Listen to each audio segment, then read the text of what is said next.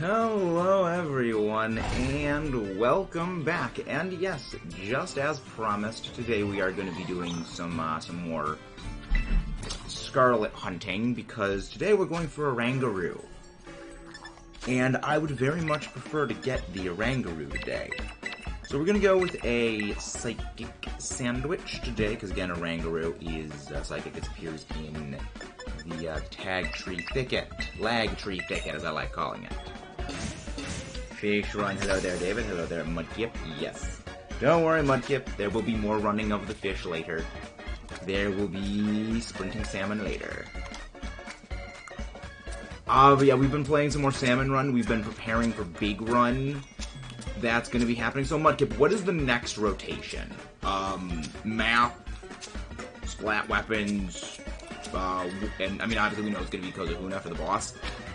I kind of feel Kozahuna is a little easier to handle than Salmon Rayquaza. And since the new rotation, the bonus meter has been reset. Yeah, I feel almost Kozahuna is a little easier to handle than Salmon Rayquaza when it comes to the general selection of weapons, because again, the range is a little bit of a problem for Salmon Rayquaza. But if you got like a Charger or like Charger Blaster, well, depending on the blaster, like the Charger and like certain long range things, generally Salmon Rayquaza is a little easier. Well, Hydra also, Hydra and like various Splatlings. But generally, I think Salmon Rayquaza is a little harder. And I just finished the grass gym and my shiny only run. Nice. Very nice. So let's get looking for ORANGURU. Yes, it appears in Tag Tree Thicket. The good thing is, shiny ORANGURU sticks out very heavily because it's pink. Well, pink-purplish. I've never actually seen ORANGURU run. That's a little terrifying. Alright, Spawning Grounds, Splattershot Junior, Splattershot Nova, Brella, Trizone. That's not that bad. Which Brella is it the base Brella, or is it a specific Brella? Because that doesn't sound too bad. Like, 2 Splattershots, fairly good for taking out bosses, fairly good crowd control. Brella is, decent area of effect. And the Stinger is, good damage. Yeah. That's pretty good. I think that's a fairly solid selection and loadout. Is it the best? No. But I think it's fairly good. Because right now, the Stingers have been, our biggest issue consistently with Salmon Run. And those do wonders against the Stingers. You know, if we can take down the Stingers pretty quick and easily, I think we're good. Because I also just realized with our last Salmon Run, with the current Salmon Run rotation, nothing is full auto. Everything is, single shot. Because you've got the Nozzle Nose, you've got the Pencil Sniper, the Snipe Rider, you've got Snipe Rider, you've got...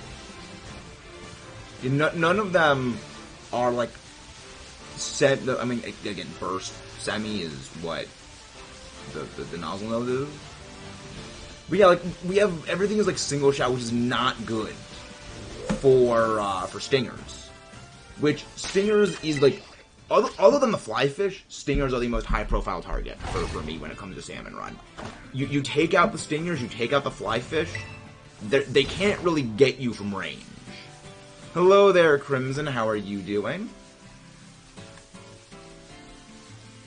Yeah, taking down the Flyfish is Tri-Slosher and yes, Splatana Stamper. Yeah, none of them are rapid fire, so none of them are really well suited to taking down Stingers, which you pretty much need rapid fire for, or you need blasters, which, slow rate of fire, but it takes 3-4 segments of a Stinger, easy.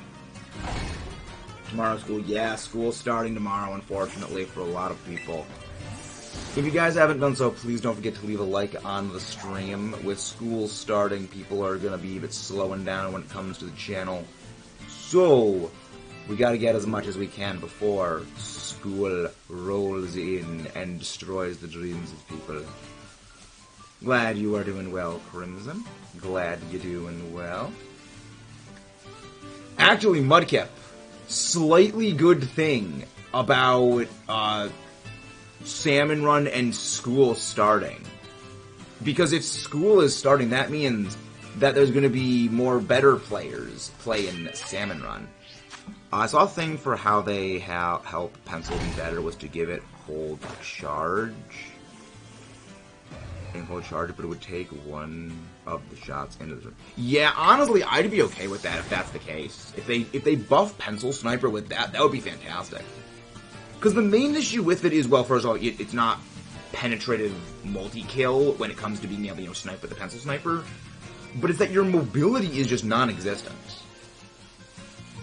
You have very limited mobility when it comes to the Pencil Sniper. I mean, again, Snipe Rider, very good for taking out things like, Steelhead's really good against Salmon Rayquaza. Losing my standing to zone ending shallows.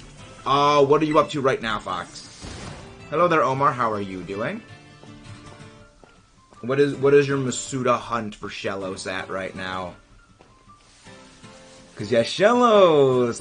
I'm probably gonna be Masuda hunting for my Gastrodon.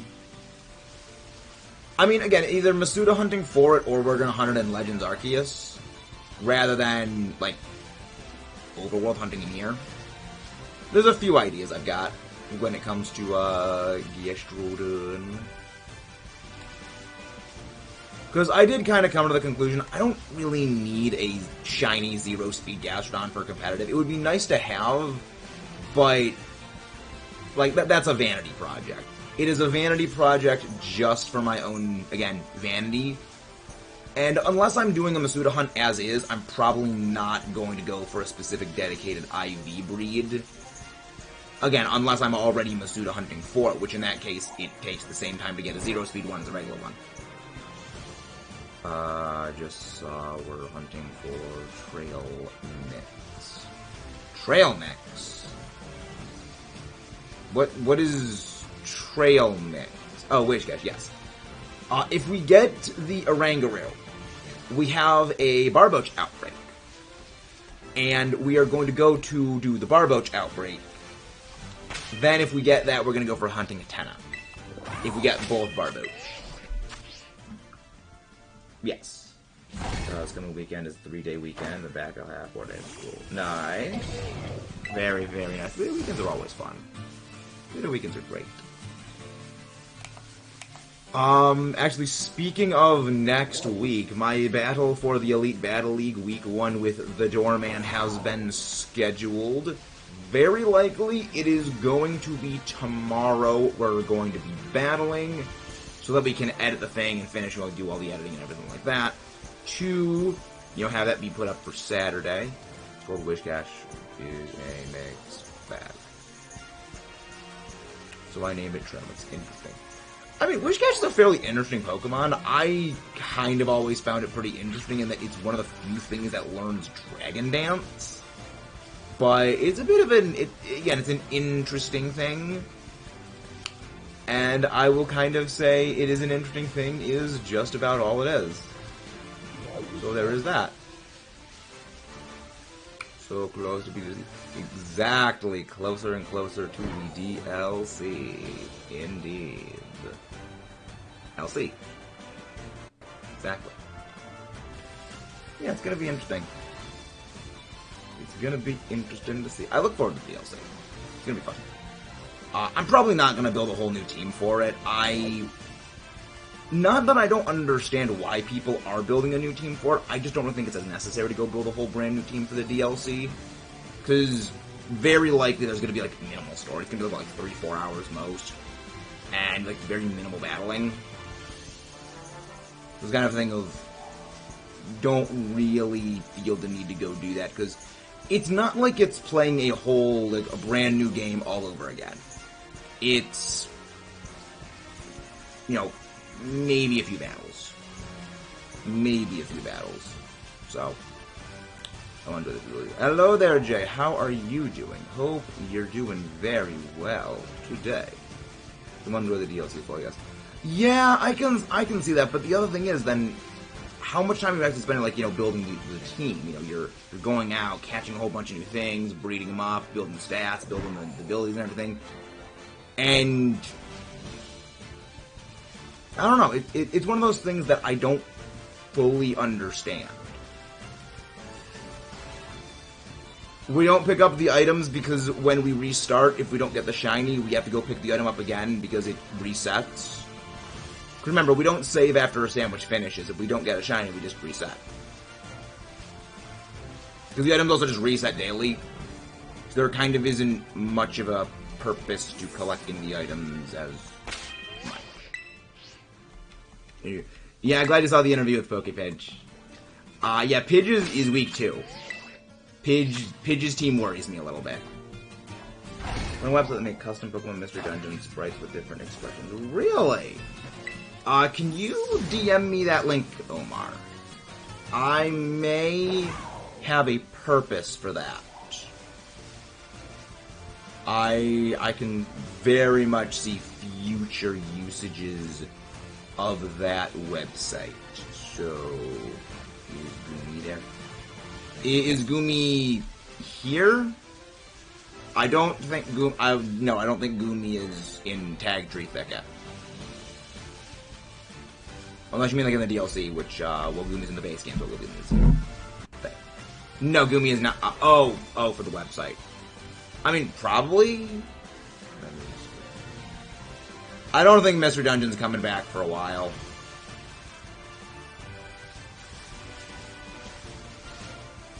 You gotta remember, Mystery Dungeon is not something Pokemon owns exclusively the rights to. Mystery Dungeon is technically a collab series.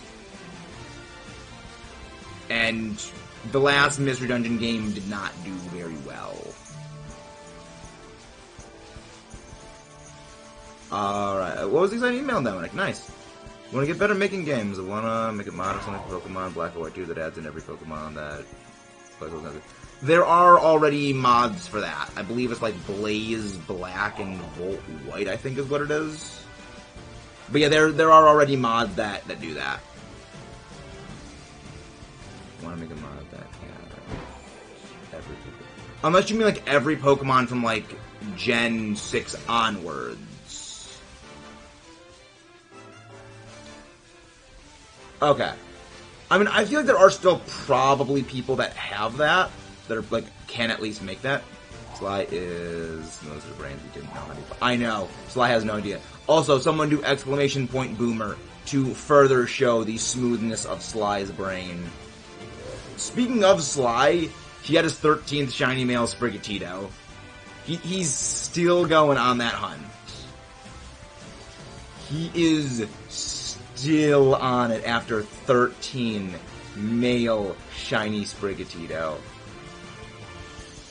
Very nice, random, completing the Pokedex. Pokedex in this game? Very nice. And again, guys, please don't forget to leave a like on the stream if you guys haven't done so already. It is the best thing that you guys can do, other than, of course, subscribing to help get more wonderful viewers like you guys seeing what we do around here. But yeah, nice, completing the Pokedex. It is very satisfying to finally complete the Pokedex. I had a lot of help when I came to finishing mine, but it's always satisfying to finish it. It is always beyond satisfying to finally have it done, because then you get the Shiny Charm.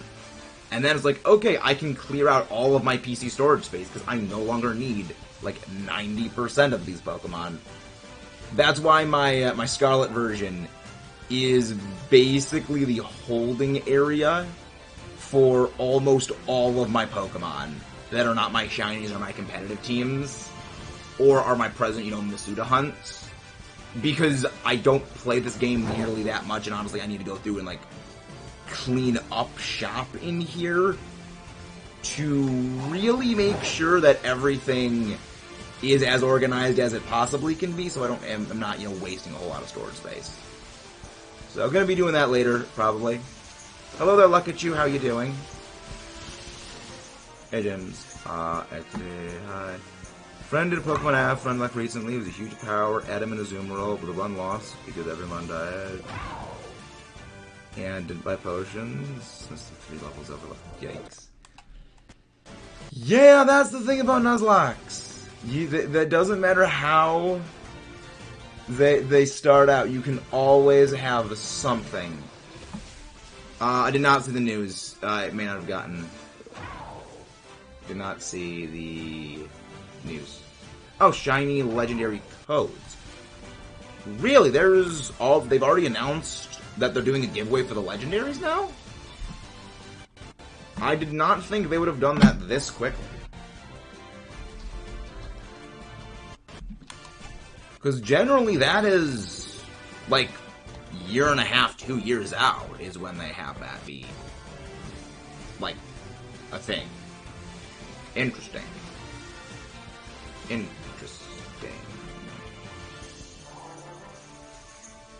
Strength.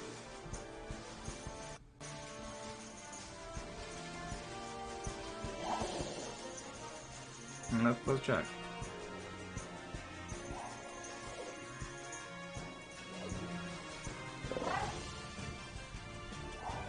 That's so where'd you see the codes for it? Really? Where? So they're at GameStop already? Interesting. I did not know that. I was expecting that would happen when the DLC was out, at least like a year after the DLC, because they gotta keep like interesting somehow. But then again, I guess the Terror Raids are doing that. But then again, people don't really like the Terror Raids, so I guess maybe that makes sense. It is interesting though, just kind of shiny legendaries were not a part of the pre-order. Because I also pre-ordered the game. There was no shiny legendaries in the pre-order. I love watching your shorts. So, hey, thank you very much, Luck at you. Welcome in. Thank you very much for popping in with enjoying the shorts. You haven't really seen too many people who do watch the shorts kind of pop in the stream, so it's always nice seeing you guys here. That is a bit strange.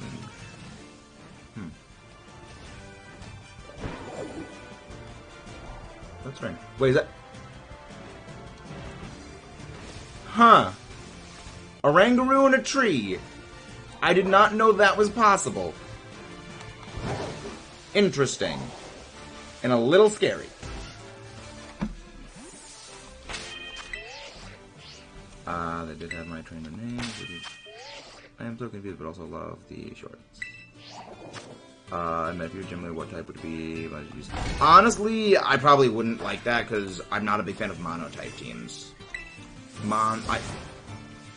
That's kind of my one thing I don't really like about the Pokemon games. I mean, I get why they do this, but I don't really like monotypes. I think it's generally... I mean, I get why they do it. They have to make, familiarize people with the games and mechanics and typings. And they gotta, of course, make it easier for, people to be able to beat them. But making monotype teams, I don't really enjoy. So, probably a hard question to answer. Get him at Moon, nice. Absolutely. You should rest, Blorb. Rest your throat. That is not good. I mean, I believe you, Dominic. It's just... I pre-ordered the games, and I haven't heard about anyone getting the Shiny Legends, because they don't do that for the Shiny Legendaries. That is a bit strange.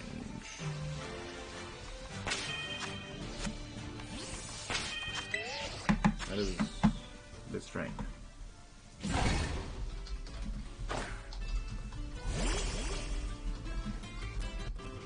Probably maybe 20 minutes of video.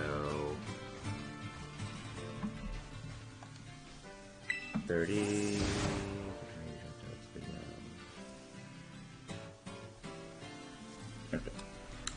Yeah, videos take a while to record.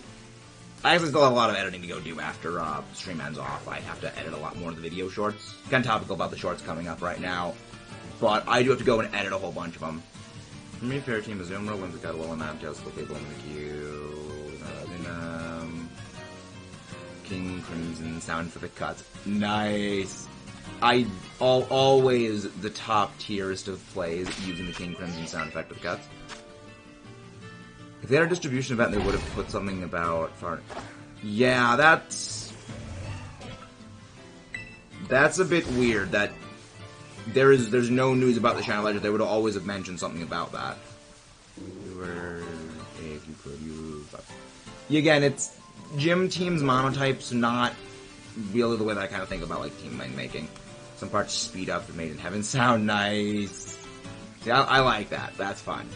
That is a fun thing.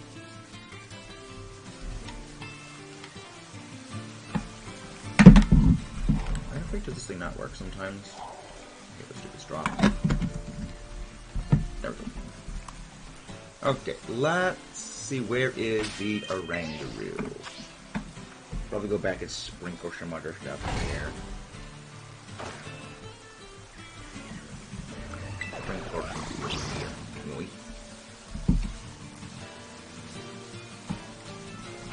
Keep doing that.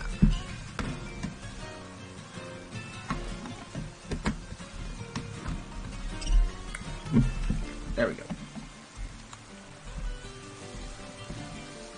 That's very weird. Again, I'm not seeing anything about Shiny Miraidon or Koraidon distribution codes.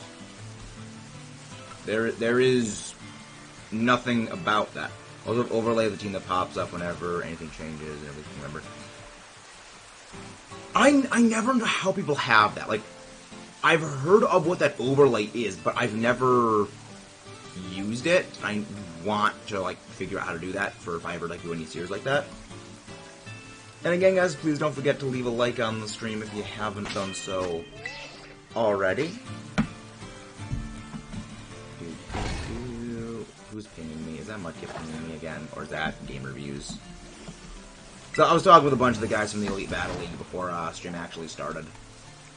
Using free coding software to edit the images. Nice. Yeah, I use, Krita is what I use for my art editing. It's fantastic. DaVinci Resolve is my editing software. It's nothing fancy. It's simple. Nothing fancy, just simple and effective, which is the best way of things. Simple and effective. Because I've used, like, Adobe Premiere and, like, a lot of, like, Adobe Premiere Photoshop and things like that. And there's so much stuff that they have in there. It's...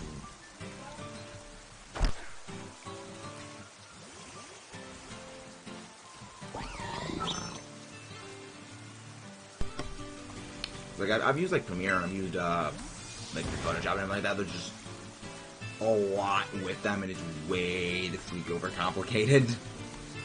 It's like, I just need to make video cuts. I don't need this, like, CGI animation wizardry in addition to video cuts and sound effect editing. Like, I don't need all this, like, all this stuff. I just need, like, just cut video. and like, fade transitions. I haven't played Violet in months. I plan to go back when the DLC comes out. Second most exciting thing for me next month, the DLC is going to be worth the wait. Yeah, it's gonna be fun. I'm really looking forward to it. Better Oranguru spot the bamboo forest. There is more spawns. I guess we can go check there. But I think there are other... I guess there could be other psychic types, but we can go check that.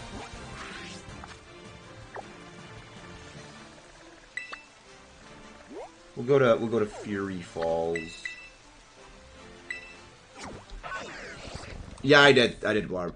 I don't always reply to everything, but I did see it.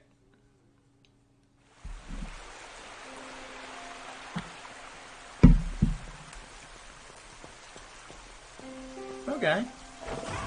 I just hope I don't find another shiny Venomoth. For those who don't know, I've gotten... Yeah, the issue with this area is there are a bunch of, there's also Swablu, which can be shiny spawning around here, because Swablu is... Oh, no, I'm not using a normal sandwich, I'm using a psychic sandwich. But yeah, there's a lot of other miscellaneous spawns in addition to that. And both of them still have the slowdown, which is problematic. But I feel like there's a little less slowdown around here. Because Lag Tree Thicket is always full of lag. It's kind of the one thing that it's known for.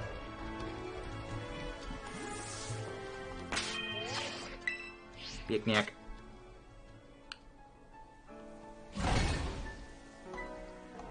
Yeah, that is a bit strange. Because there's nothing about any announcement of any giveaways. Or any distribution codes for any of the Scarlet Violet legendaries.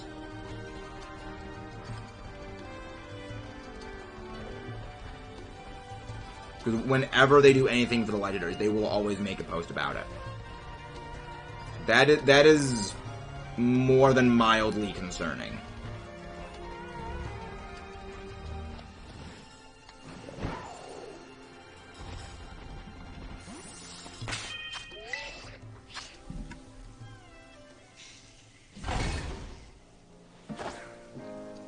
I want to move and stay still at the same time and don't know what to do. Honestly, I understand that feeling. It's like you always gotta have something going on. That is me in a nutshell. It's, you want to be doing something and then it's like, do I have any energy to do it? Hard to pick. That's my main problem with why I come up with so many different video ideas and why I would say maybe 1 in 3 video ideas ever actually make it to editing. Is because I have so many different ideas and then it's just get bogged down with like 17 ideas all going out at the same time. I was like, okay, I gotta work on one of these now, and then I work that backlog and I forget about the others. That is something I feel on an emotional level right there. I absolutely feel that. The official website and yeah, Dominic, you might want to check again, like where the email came from. But that is, I mean, it is interesting, but it's worrisome that there's nothing about any news about it. Like, unless that they're planning on doing a distribution for it, and then, like, one got out early, but then there'd be stuff on the internet about other people having it happen. Yeah, it might be a bot. What Pokeball are the Miraidon and Koraidon in? Because anytime that they do any of the distribution event legendaries, their OT is not you.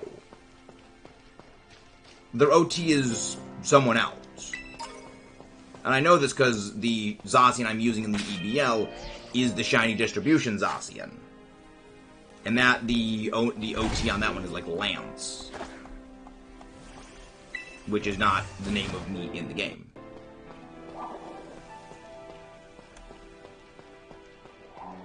Because whenever they do them... Yeah, that's a bot. Anytime there's ever a distribution Pokemon, it's a Cherish Ball or it's a Pokeball. It is either a standard Pokeball or it is a Cherish Ball. Gonna watch, but not typing. Need another app. Go back hopefully. Thank you very much, Lucky2. Thank you very much. Hello, Devlinaki. How are you doing? Hope you are doing well. Fantastic name. Please don't forget to leave a like and subscribe, guys, if you haven't done so already. But yeah, no, whenever there are giveaways, they're never quick balls, they're never anything other than, like, a standard Pokeball or a Cherish Ball, unless it is a specific giveaway of, like, such and such person's Pokemon, which I believe then it has the Pokeball. But I also think it might still be a Cherish Ball for the event giveaway ones.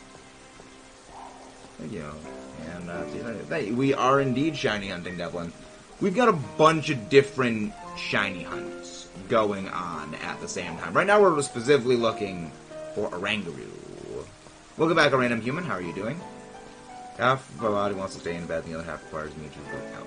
That is a mood. But yeah, whenever you get giveaway stuff, they are, in like the giveaway legendaries, they are not you as the OT. They are a different name that is the OT, so that is possibly a bot.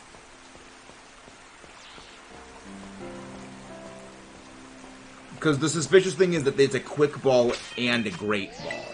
they don't do Quick Ball, they don't do Great Ball for giveaways.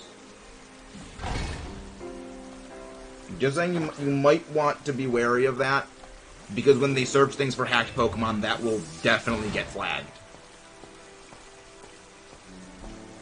Just be cautious.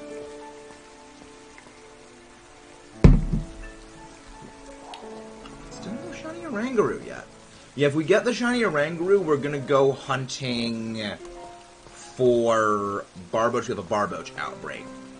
Then, if we get the Barboach, we'll go for shiny Atena. Shiny Oranguru's pink. Like, the white part of it turns pink. Actually, the thumbnail for the stream actually has shiny Oranguru on it. Saying, oh my god, like Joseph Joestar, because it sounds funny with no voice. It's great. Oh. No, the ID number, not trainer ID. Every Pokemon has an ID number, in addition to that. But even then, it's like, the ID number for them is not the same thing as what yours is. Which is very strange. Oranguru is a monkey. Well, Oranguru is an orangutan. Which, not exactly the same thing as a monkey. Primate, but not exactly a monkey.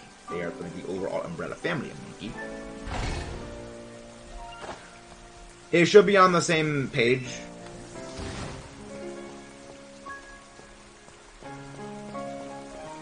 Wish we could rematch the... You can, Jay. The Ace Academy tournament is where you can rematch them. That you can always rematch them. They're in the Ace Academy tournament. You don't fight them in sequential order, but the Elite Four is kind of an outdated thing. Let's be realistic. The Elite Four, in a lot of ways, is a holdover from back in the days of Gen 1 and like a lot of the earlier generations, which is actually kind of true for actually a lot of mechanics in the game.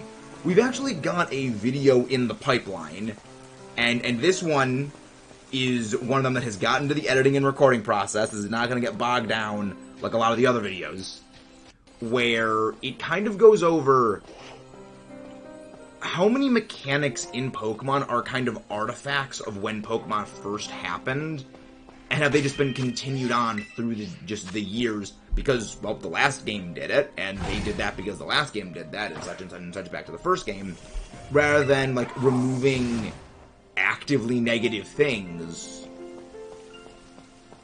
You're basically looking at what are those and why they haven't really been removed.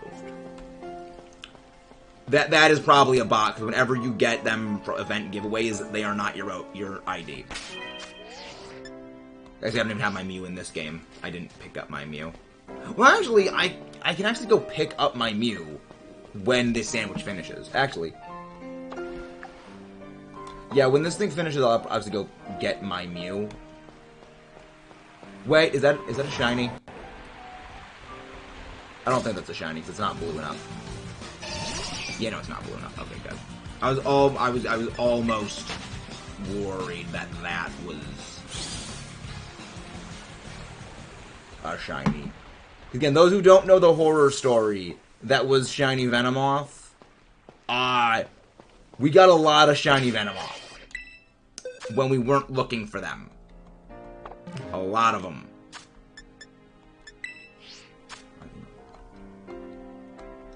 Emails are not as secret as you think. Emails are not nearly as secret. We need shiny Venonat. We don't need shiny Venomoth.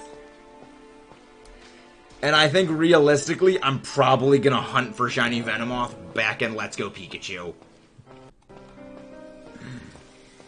Yeah, happy to help. Remember, Dominic, I am probably one of the most ardent anti-hacking people you will ever find.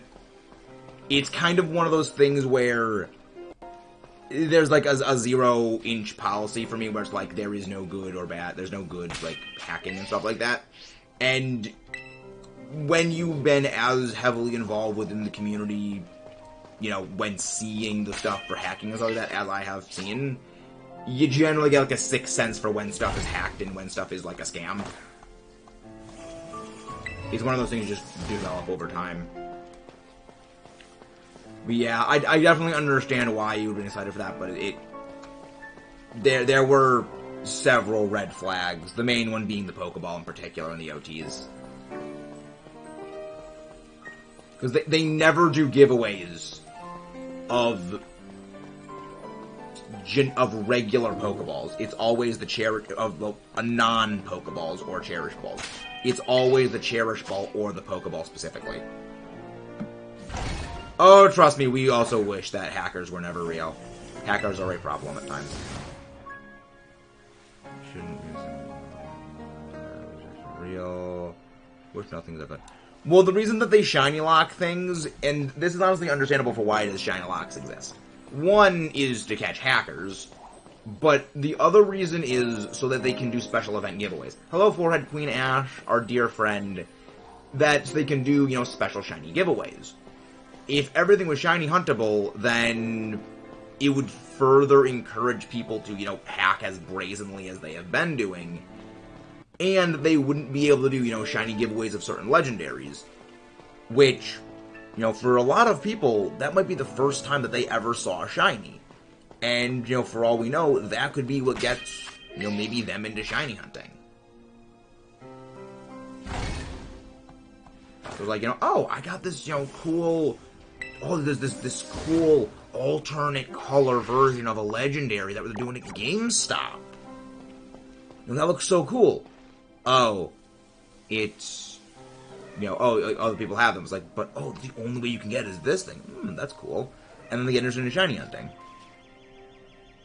So it's one of those things where I can understand people's frustration with the shiny locks, but the shiny locks do exist for a purpose. I'm training Mew for the Mewtwo raid. Well, good thing, Dominic. We've got the video guide on the best build for Mew for the Mewtwo raids going up today. So tonight, in about 4.5 hours, that video will be going up. I actually think I should go with a normal type sandwich around here because the Ursaring family is also present and I need 3 Ursaring shinies. And I can actually also, I should probably just pick up my Mew right now, too. Because I haven't picked that up in this game. Bringing Ursaluna. I am uncertain if Ursaluna would be a good play. But also, this is specifically the best Mew build. Not like the rest of the counters. Because that's going to be a separate video. Because there's a lot of other counters. Let me actually go pick up my Mew. Because I actually haven't picked it up yet. No, not Battle Stadium. Not the Battle Stadium. Not the Battle Stadium. You're now connected to the internet. Done. Mystery gift. It's Get Your Mew, I think is the way it is. Get 0 R Mew. I'm pretty sure it's Get Your Mew. It's not got your Mew, it's Get Your Mew. Fairly certain. Mythical Mew, there we go. Receiving gift. They did, back when they did the first Pokemon Presents, like February, I think is when it was. That was when Walking Wake was live for like 2 weeks. It has not been re-added to raids since. I mean, I'm not going to be using this Mew for Terra raids, the Mewtwo raid, because despite them making a big giant thing about Mew for the Mewtwo Terra raids, it's really not good for them. I just thought of a joke to get me banned. Oh boy. Like Terra. Fairy Terra. Synchronize, Dazzling Gleam. Wow, worst nature ever on Mew. Adamant Nature. Yeah, whenever they do giveaway Pokemon, it's either the regular Pokeball or the Cherish Ball.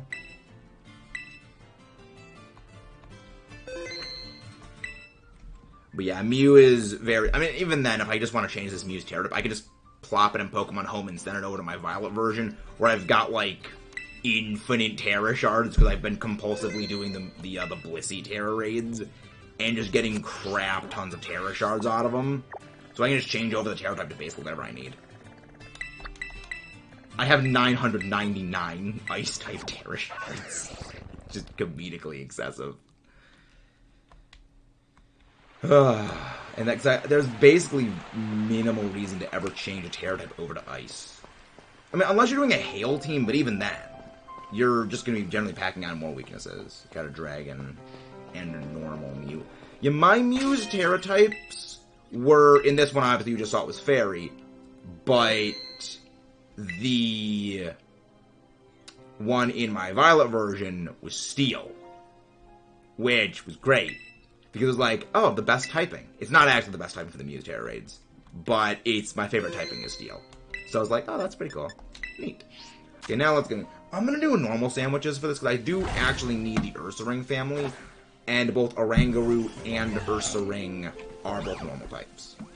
So I have to do normal sandwiches anyway around here to get Ursaring, so spawn interference is gonna happen anyway. Onion, green bell pepper, and then tofu. Mine is good as Terra Bug. Terra Bug is not as good as you think it is. We've actually got the explanation for that in the upcoming video. Steel types. There you go. Ash, put that message back up. Put that message back up, Forehead Queen. You're putting that message back up. I saw that. Want to get Shiny Iron Valiant? Got any tips except for what? I mean, Fairy Sandwich is the best way of going for it. Just go to that cave. There really aren't too many tips for Iron Valiant, because it's a fairly straightforward hunt. There's only one area in the entire game, it appears, and it's the only Fairy type in that entire area. So it's fairly easy to get. That is very amusing with the way the Pickle was just the Velvet was just bobbing back and forth. I love that. Okay, the Mr. Clean Magic erasers have been put on the sandwich. Now put on the onions. Nah! Stupid sandwich. Accidentally click send. Yes, Steel type, your favorite type. Makes sense. Explain why you steal all my gifts. Well, the thing is, Ash, it also explains my magnetic personality. You know I can't resist, Ash. You know I can't resist. Exactly. When your forehead takes up the entire panorama. Alright, guys, seriously, dial back on the Ash jokes. Like, when you know Ash, like, it's different, but, yeah, dial it back. Man, I made a Steel Volt Orb. Nice. But yeah, Shiny Iron Valiant, it's a fairly straightforward, fairly easy hunt. It sticks out very heavily, because on the other ones, they have the green, they have the white, whereas the Shiny Iron Valiant is just all chrome. So you see from a good way. Even then, the Iron Valiant I got was a short one. So it's a little harder to notice when, the whole thing is smaller. But it sticks out like a sore thumb. It's a very, very clearly visible shiny.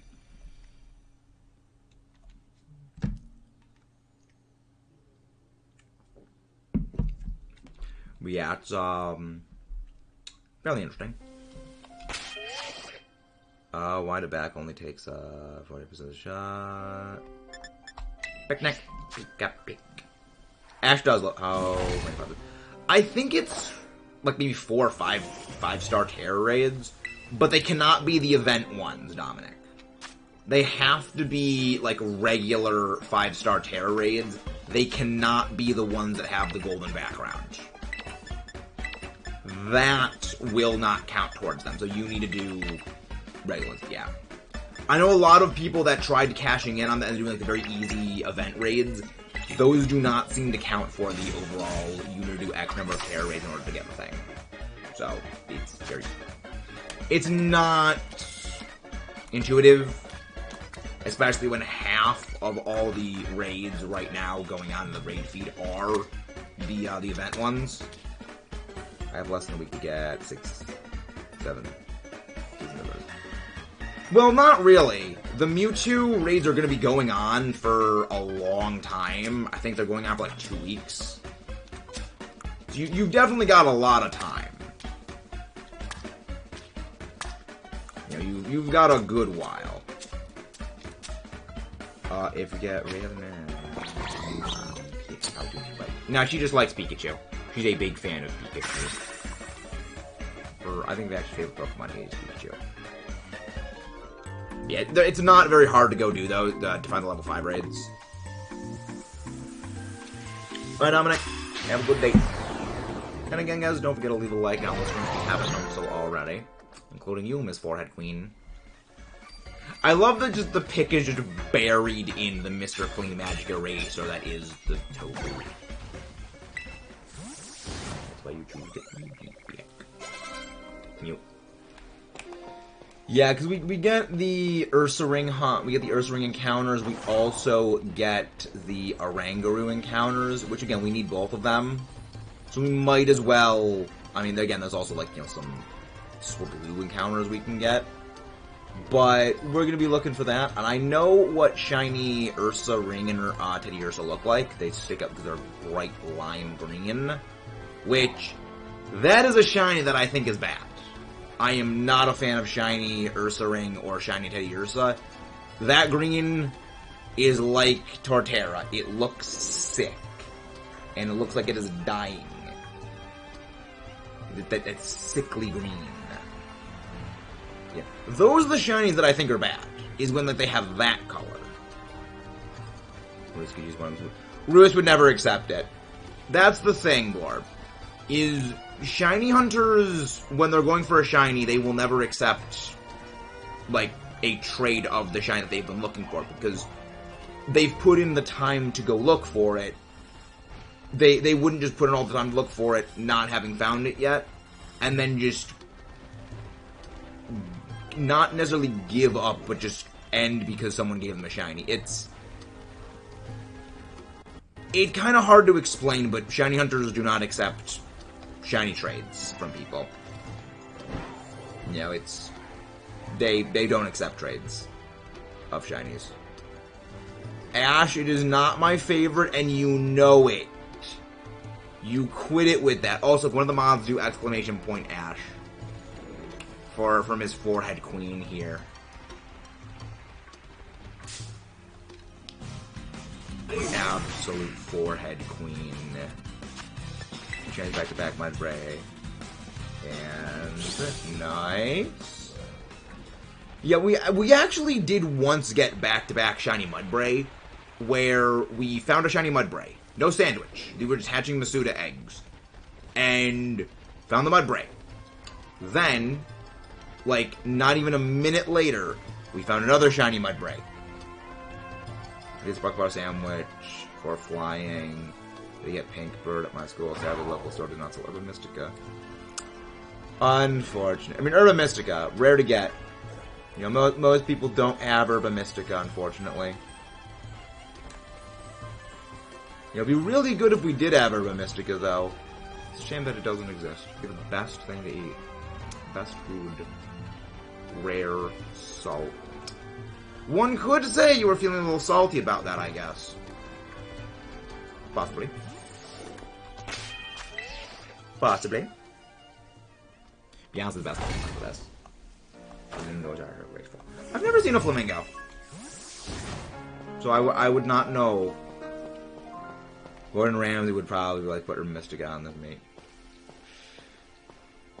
Gordon Ramsay is always fun to watch. Always fun to watch Gordon Ramsay.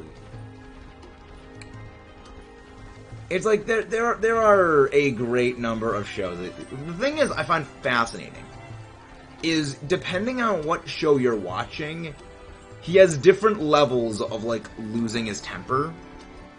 Because if you're watching like Hell's Kitchen, then he just goes off on people like crazy. Because you know these are like supposed to be like professional chefs, or this is the way that they're cooking, presumably within like the restaurants that they work at.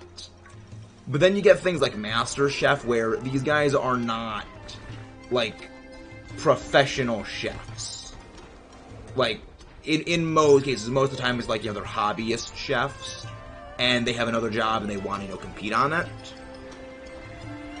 And then he's not as aggro with them, because, like, these guys aren't chefs. They're probably, like, cooking for themselves at home, and they're not, professional chefs.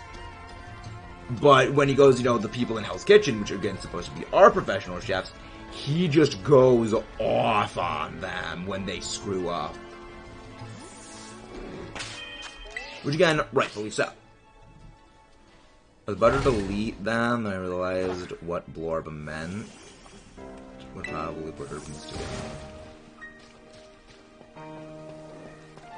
Yeah, it's the Mudkip.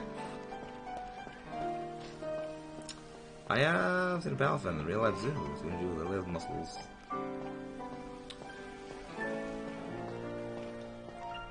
Oh wait, this is a question. Would you consider Palafin Hero Mode has legs? Because, like, this is kind of a thing that ever since the recording session of me versus Jakey of Who Wants to Be a Pokatuber with Slyman Boomer Guy, would you consider Palafin Hero Mode having legs? Or not? Because, like, it's a dolphin, yes. But it is a dolphin that stands upright.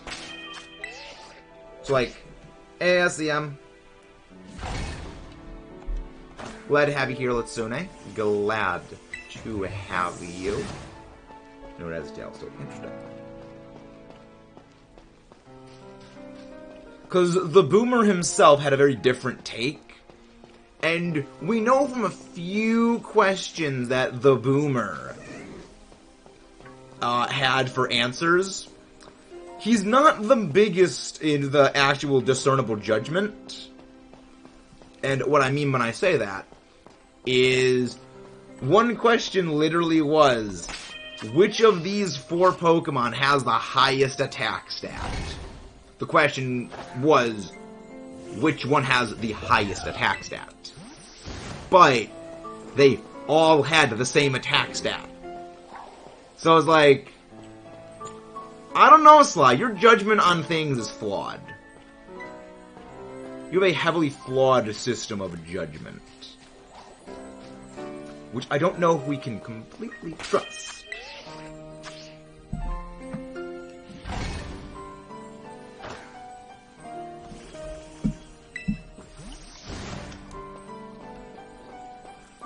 Which, again, when that question comes up, I would like you guys to descend on the comment section and, like, highlight that meta. Walk and Wake is a Raptor Iron League, just a Roman version. I mean, you could also just say that Walking Wake is just speaking with spikes. Because, I mean, that's kind of the interesting thing about the past paradoxes. They're basically just the present-day Pokemon with just more spikes. The other ones are just chromed-out versions of other Pokemon. And I love both Paradox forms. I love them. But realistically, they are Pokemon just with more spikes, or Pokemon with Chrome Job. Sometimes there are slightly differences between them, but generally it's just add spikes, or add Chrome. Chrome Job. Has like all be true every creature with arms and legs. Teacher definitely told me that. It's not lying. Why would you say that? Nice, random. Very nice. Suspiciously specific denial. That raises more questions than answers right there, random human. Hello there, Moon Knight. How you doing? Imagine shiny hunting. Imagine playing Pokemon Unite, Moon. Imagine playing Pokemon Unite. Has Omar sent a picture of Chaladon to... Yeah, a lot of... I've seen that well before. Like, the day after the reveal trailer for our Chaladon, one of my other friends actually already sent me that meme. And I hate it, but also it's kinda great. And I was like, I hate this, but also it's actually really funny, and now you can never unsee it. You can never unsee Staple Remover face.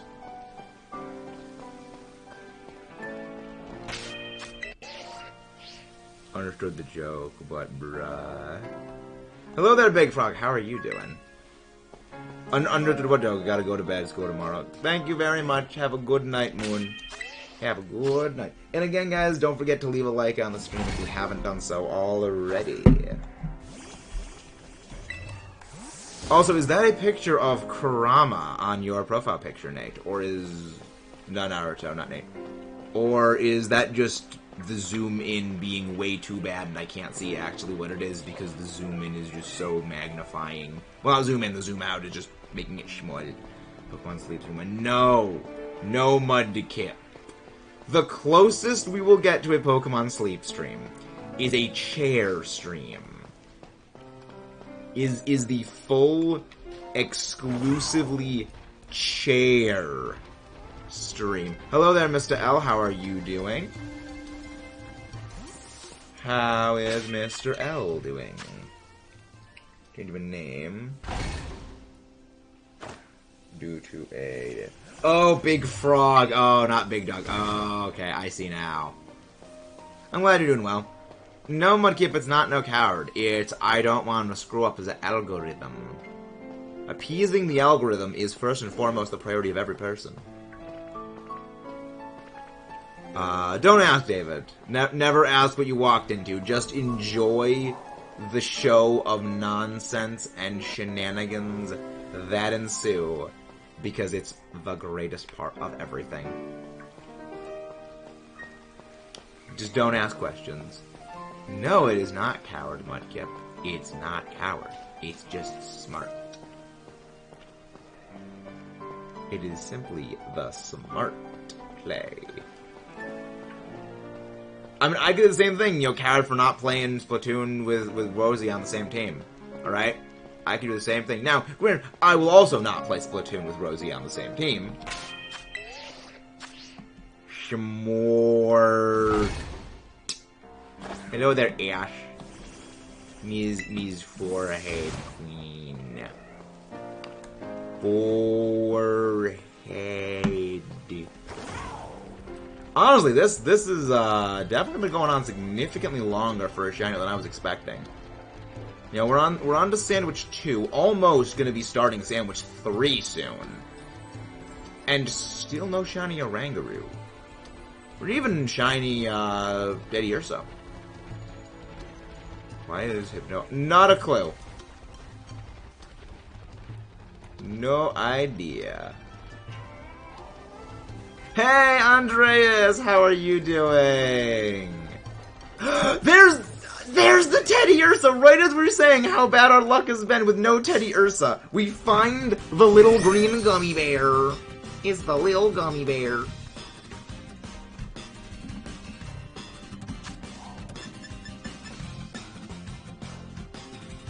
I don't think you have a self-inflicted KOing move. Sometimes it just does that, Blorb. And sometimes it just does that. Would recommend just clicking the live button. No, Andreas, you brought the shiny luck. Come on, the mods, go grab Andreas' link. Thank you very much, Oman, for that. And again, guys, please don't forget to leave a like and subscribe if you haven't done so right. No, we're not learning amnesia. There we go. That is a shiny right there. But what is that? Oh, that's the Pokemon trainer. Just gel in the Pokeball. Funny how I have terrible shiny luck nowadays. Well, what have you been hunting, Andreas? How have your hunts been going otherwise? I'm excited for Floof. Floof is always good. Ooh, Mark! Teddy Ursa the sociable. It's a happy little bear. Happy little friendly bear. Alright, good. A lot of stuff. Not that great. We've been having some fairly good shiny luck as of late. We've generally been hitting like 3-4 shinies. Well, not 3-4, like 2, at least like 2 or 3 shinies a stream. Which is good, because again, living shiny decks gotta get all those things down.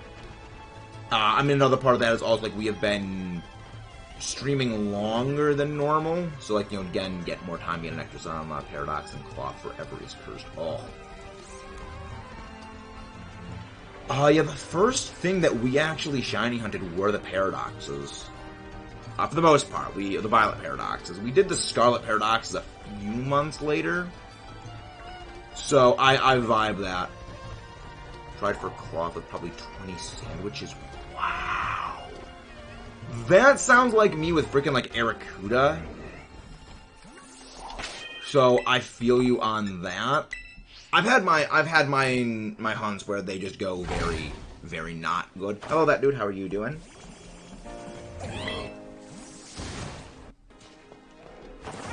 Yeah, there's some hunts that just don't want to sparkle, and I can definitely attest to that being the case.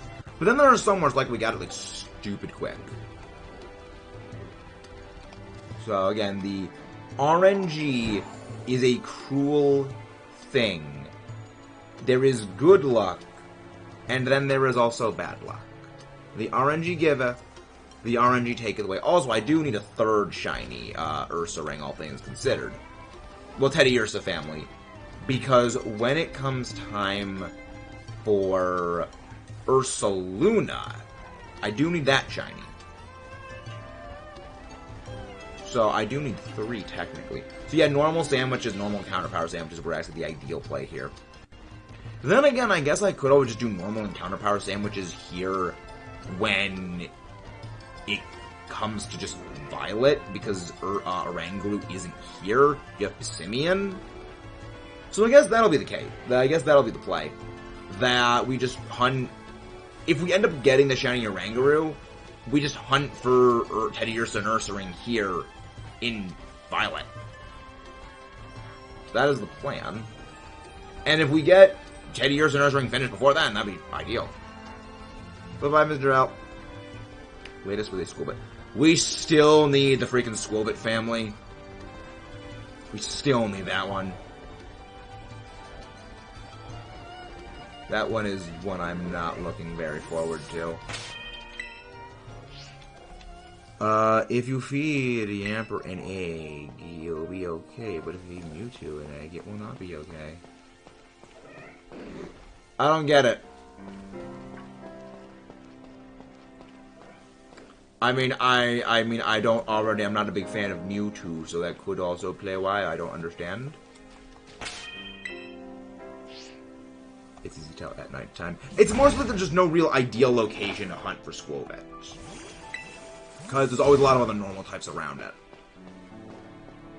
Because my typical MO with shiny hunting is I go for the area with the least amount of spawn interference, and unfortunately, there's nowhere where Squilbit and Greedent spawn where other normal types also do not spawn in very high numbers, which completely kneecaps shiny hunting it solo. Again, aside from Masuda Method. And I really don't want to do Masuda Method for Squilbit, because I've got enough Masuda Method hunts as is. So there's definitely some planning for that. Yeah, I didn't understand the joke.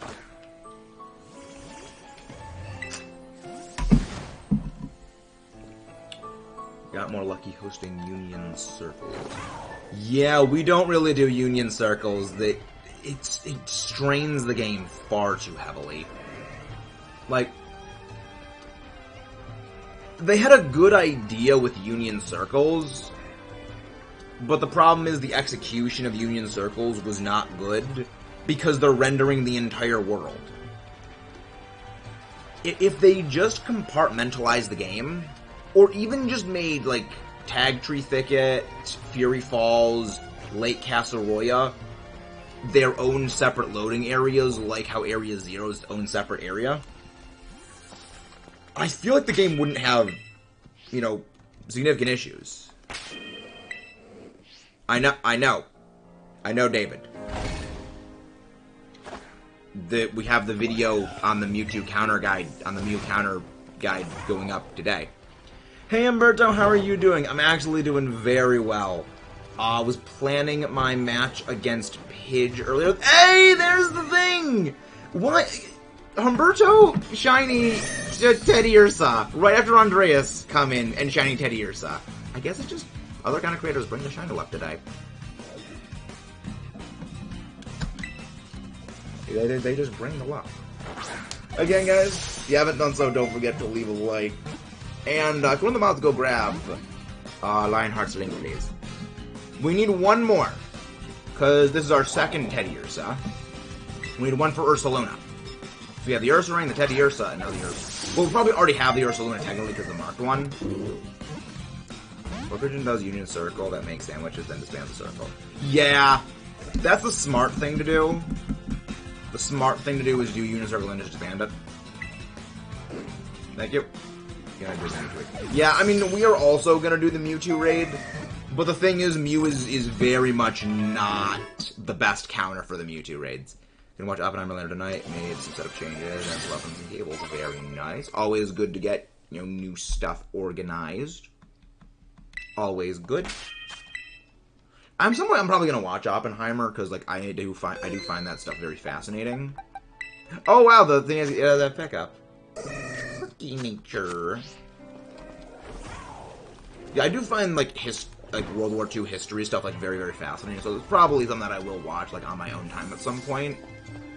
Probably when I'm doing, a mass editing spree, or I'm, waiting for a massive video to render.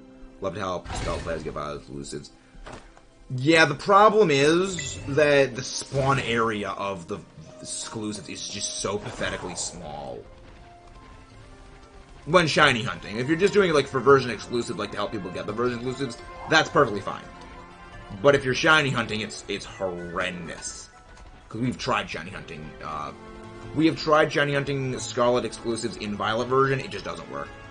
Getting, the exclusive, non-shiny is relatively easy. It's just because the spawn radius is just pathetically small. Which, I get why they did it, but it's just a bit weird. They have the Union Circle as a mechanic. They intend for you to use Union Circles with your friends. And they make it exceedingly impractical.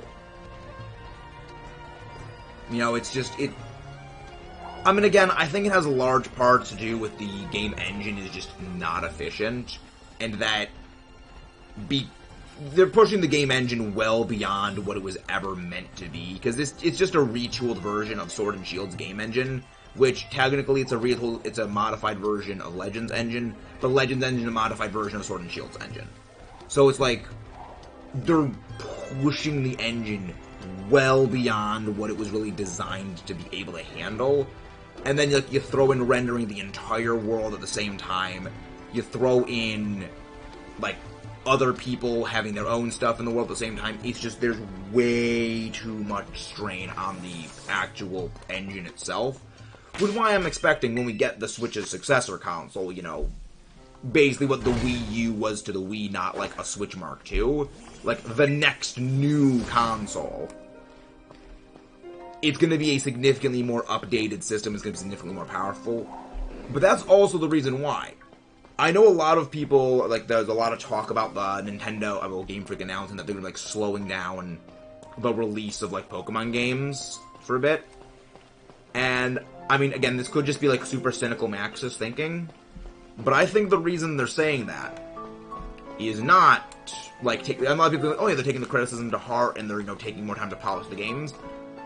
I think that will be a result of them slowing down the release cycle of games, but I don't think that's the driving force.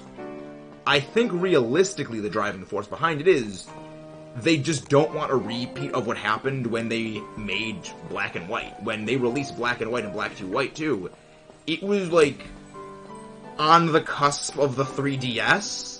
The 3DS was a well-known thing at that time, and that is a large part of what tanked the sales of those games. Was, games for the DS, when the better DS is coming out, not interested. It's got this weird, thing that people have where the latest hardware is always if something isn't using the latest hardware, it's definitively bad, is kind of the mentality people had back then. And I think they're trying to avoid that happening again. So they know when the next release date of the next console is. Because again, they partner with Nintendo. Nintendo publishes the things, and Nintendo's probably said, next system is going to be coming out this date. So have your games ready by then. So they're probably moving over to working on the next system for games. Which would mean, likely, top to bottom whole new game engine. Which, hopefully, means a game engine that is optimized. Let's see. A bad union circle doesn't... Two bad unions doesn't have a spectate feature. I mean, I feel that would just put strain on the game, too. Like, that, because the game would also be, like, we're still rendering stuff.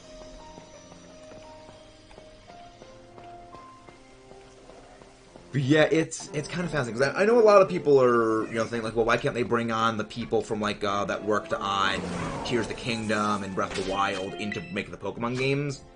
Because those games' entire UI is completely different. Those games don't have to deal with, the Pokemon battle system. They just simply don't have those in there. I mean, the other further part of that is, you look at the spacing out of enemies in games like Tears of the Kingdom and Breath of the Wild. Now imagine that for Pokemon. Imagine you've got, like, two Pokemon right here. Not like two groups of Ursaring. I mean, like, one Teddiursa, one Ursaring, maybe another Teddiursa.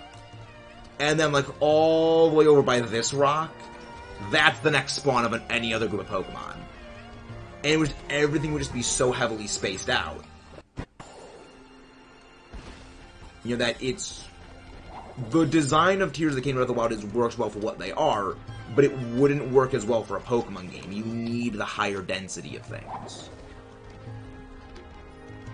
Hello there, Cartel Effendi. How are you doing? Are you new here? Hope you're doing well.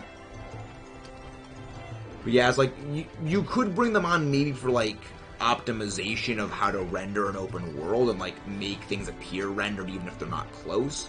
But it would be, like, only far away. It wouldn't be, like, overworld complete designed by them. Because I think a large part of it is, like, people want to see, like, a Breath of the Wild world with Pokemon. But realistically, that's not what it would have to be, because, again, stuff would have to be so heavily spaced out. But, like, imagine if the distance between Pokemon is you have one Oranguru here, the next Pokemon over is where one of those Oranguru is. That's the kind of spawns you'd be dealing with that. You have routes that are just massive, but they're empty. So there's associated problems with that, style of game. And again, it works for Breath of the Wild and Tears of the Kingdom, but it wouldn't work as well for Pokemon. How are you doing? And again, guys, please don't forget to leave a like on the stream if you haven't done so already, and subscribe for more. But yeah, I think that they're definitely going to be spending a bit more time on the next games. I think it's an indirect result of them getting access to the next-gen system, and them building the games for the next-gen system. Because these games have, what, 4, maybe 5-year dev cycles at this point, because they started working on Legends back in, like, 2018. Maybe, and that's the earliest they've mentioned having been working on Legends, that's the earliest time start. They could have been working on it back in, like, 2017, 2018. Even earlier than that. And, the modern games, again, similarly long dev cycles. So, it would make sense that they're announcing, yeah, we're going to be probably slowing down the games to prepare us for, a few gens out. Well, not a few gens, like, maybe 3-4 years out when the next game isn't releasing, because they're working on that for the next system. Which makes me wonder, will we get a console release Pokemon game? Because I could definitely see Pokemon doing, Switch, the next system release, then like 2 months later, here's the Pokemon edition of the next Switch. Hope we get a new Hyrule. Yeah, a lot of people I know have been saying the same thing, Mudcap, where, they like the Tears of the Kingdom and the Breath of the Wild Hyrule, but they would like to see a new version of Hyrule, like a different Hyrule, maybe in the future or in the past. And I think I know what the next Hyrule one's going to be. I think it's going to be the Hyrule from, like, the calamity 10,000 years ago. I think that's gonna be the next one. Hello there, Kayla. How are you doing? How are you doing? I'm just hoping we get more Metroid games, too. Because, like, I love Metroid. And I get that Metroid doesn't really sell all that well compared to a lot of the other Nintendo series. Like, again, it's staggering to say Metroid's best-selling game was Dread at about 3 million copies. When, you know, a lot of other Nintendo games are, like, consistently breaking 8 digits in terms of sales. And Metroid's just 7 digits. And it's like, it hurts me on a physical level, but at the same time, it's like, yeah, the reason why is, you know, mass appeal is just not there with Metroid. Which is weird, because the Metroid games were actually specifically designed to combine, like, the best aspects of Mario and the Zelda series into one, and it just didn't work. In terms of, like, wide level sales. It was meant to have, like, the wide appeal and ease of play, like the simple, fun-to-play nature of the Mario game, where it's, you know, simple, not too complex, and then have, like, the broad, large storytelling that the Legend of Zelda games had. You know, the exploration, you know, of course, the story, and stuff like that. And it's weird to see, like, those games are just selling tens of millions of copies. And then you've got Metroid, which was meant to be, like, the combination of both of them, and it's just not. It's very, very weird. It's like how interesting little story. When they made Metroid Prime and they made Metroid Fusion, they actually released both of them on the exact same date because they were worried people would not like Metroid Prime because it was a 3D game breaking from the formula of the Metroid games. So they released Metroid Fusion as, like, 2D classic Metroid. And it's like, no one really liked Fusion on release, and everyone loved Prime. It's very weird that devs will just completely miss the mark. I mean, granted, it made sense why they were worried about, you know, Prime, and the reasons of people not liking Fusion are distinct from other stuff. But it's fascinating. It is completely fascinating. Metroid flavored Prime. Now, Metroid flavored Prime. Hello there, Blorb. Hello there, Rosie. For a second, I thought you and Blorb were the same thing because you have, like, similar looking icons from this distance.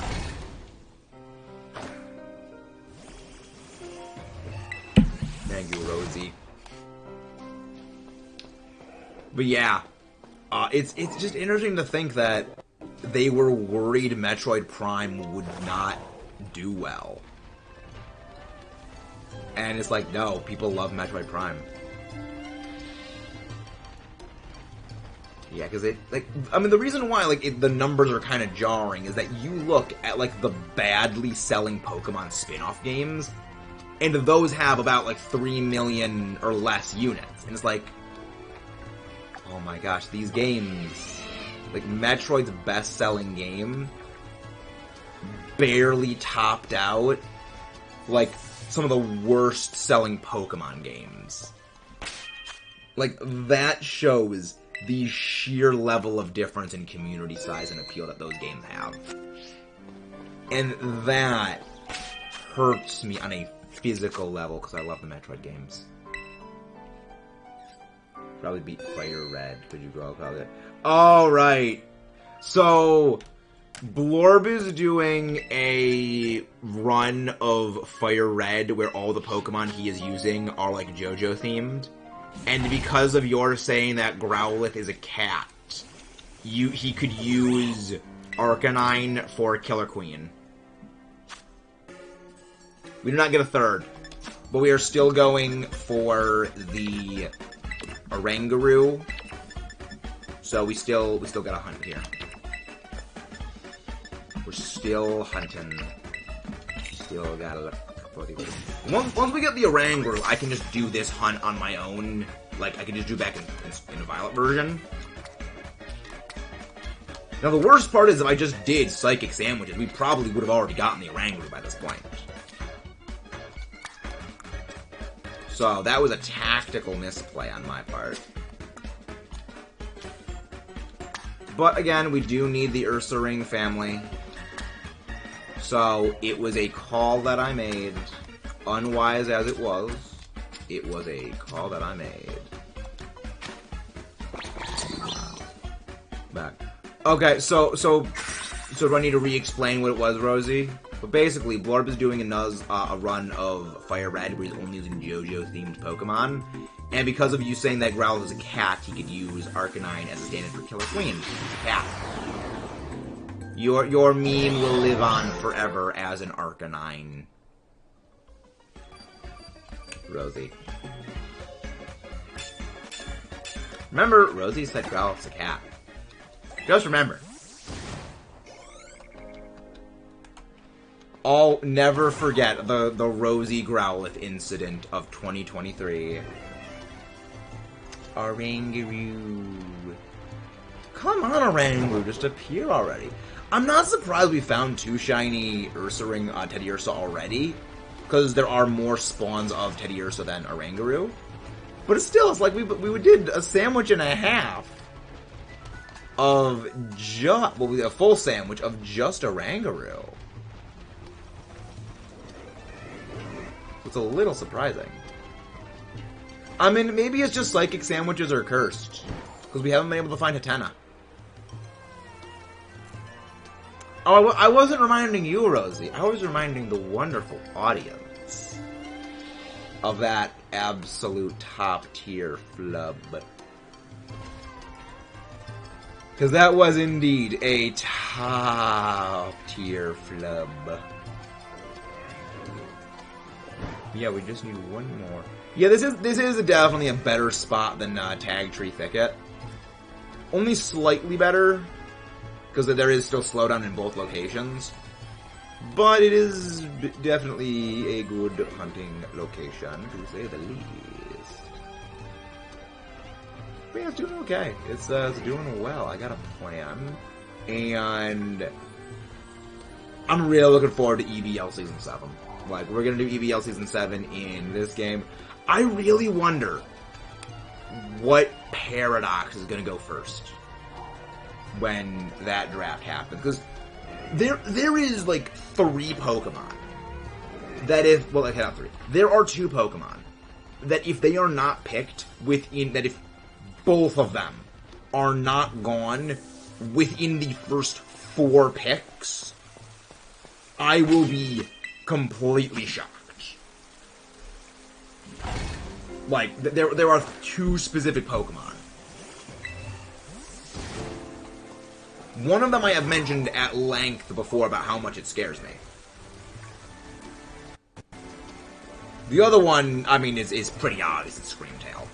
Not Screamtail, Fluttermane, not Screamtail. Although I do see Screamtail being a bit of a closet tech pick. Yeah, I mean, again, granted, it costs your Paradox slot, which, you know, not everyone's going to want to be willing to part with, like, you know, you can go for Roaring Moon or you can go for Screamtail. A lot of people are probably going to want to go with Roaring Moon for their team over Screamtail just for the reasons of its Roaring Moon. But Screamtail would definitely be, like, a closet tech pick. The main reason why is its stats are just so weird, and its move pool is just so weird. If it was doubles for the EBL, then definitely Screamtail would be picked, like, super damn quick. Yeah, I mentioned, I misspoke when saying Fluttermane. I meant to say Fluttermane, but I said Screamtail.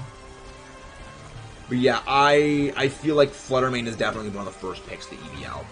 The other one, I'm not mentioning what it is, in case anyone here in the EBL or any future EBL viewers or any future EBL battlers are listening, and they steal my closet tech pick. Alright, bro, I'm hearing you out. If dust touches the surface, can I use a Zoomerol? Yes. Yes. But I don't think Azumarill's in Fire Red. At least until, like, you beat the game. Because that's a Johto Pokemon. Unless it's like well, then it's an emulator, so maybe, like, you can change the settings to get those Pokemon earlier? Oh, yeah, for Johto, yeah. Yes. Doing Kanto 2 Unova. Interesting. Sounds fun. It would be very weird for me to do a playthrough of any game where water-only Azumarill is a thing. Because it's just... Well, again, like, using Azumarill in a story playthrough is something that I probably don't think I could ever adjust to using.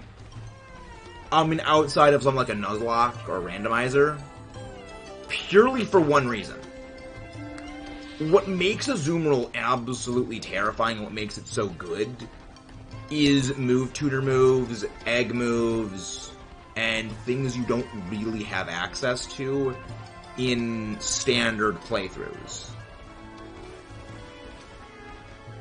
So, there's a lot of Pokemon that actually are like that, where they have really, really good, like, just movesets and kits, but they're just so awkward to use in a story playthrough, because they just don't learn favorable moves by certain levels. Like, they just don't learn, like, the good moves reasonably, or all of their good moves are locked into, like, egg moves, or locked into, like, move tutors, which you don't really get in the post-game.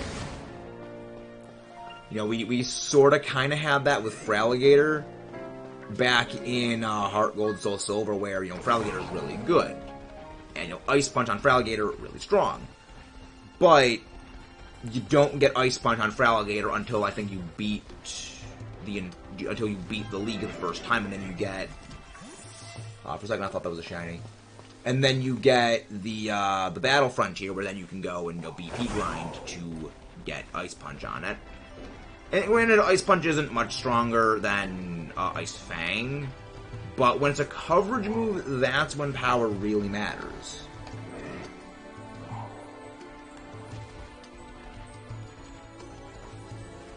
So, yeah, it's one of those interesting things, and, like, Azumarill's one of those Pokemon I just struggle to really see doing anything other than, like, again, just, like, water-type stab. Yeah, Physical Special Split. Physical and Special Split. I mean, it would be easier to use back in, like, Gen... Well, I mean, well, yeah, Physical, but also, again, abilities. You know, you want to use a huge power Physical Azumarill. Because you wouldn't run, you know, Special Azumarill. You run Physical as Azumarill. Because huge power is kind of strong. Just remember, huge power Azumarill makes Azumarill's attack stat functionally on par with that of something like Groudon. It's more than a little scary. It is very much more than a little scary.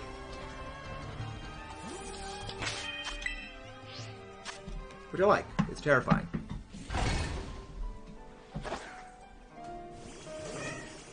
It is incredibly terrifying, scarifying, and most certainly exceptionally delightful. Alright, let's get back to looking for our shiny things. Yeah, Physical Special Split. Yeah, Physical Special Split, one of the other reasons I struggle to be able to play any of the games before Gen 4.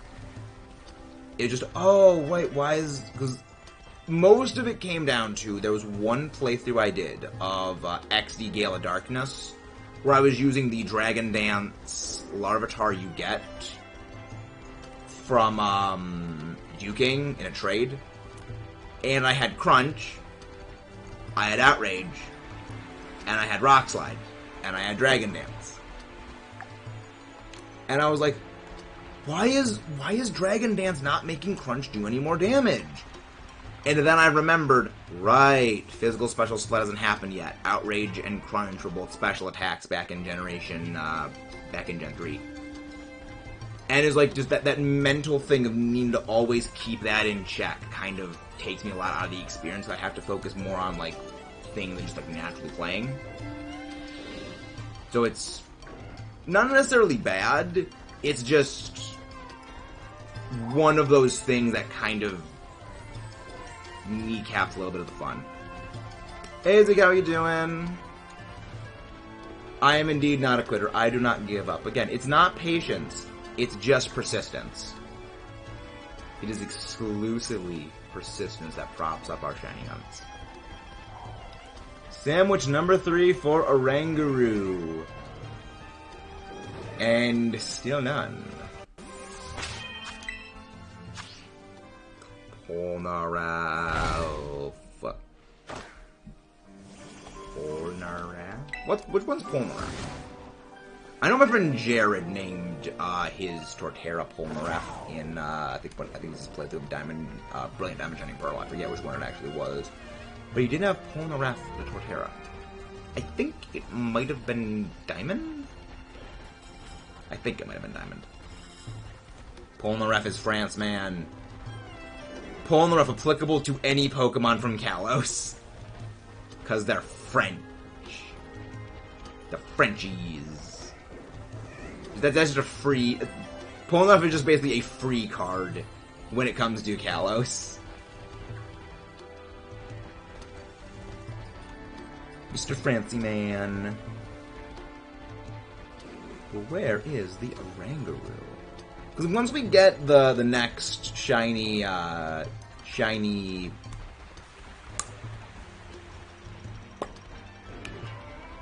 Ursa, that's what it was. I blanked on the name for a second.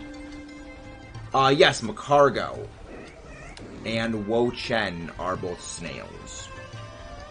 Also, well, Sui and Gudra.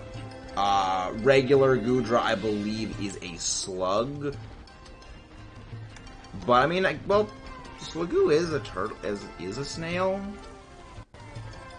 So I mean, I guess Gudra would count.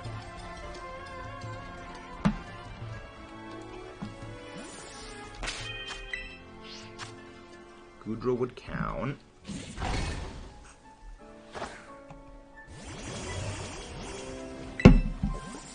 I mean, it's Macargo, so I feel like that's a pretty significant question.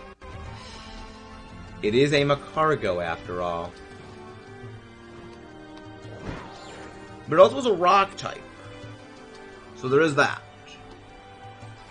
You know, rock. Yawn is also good. Yawn is also very good.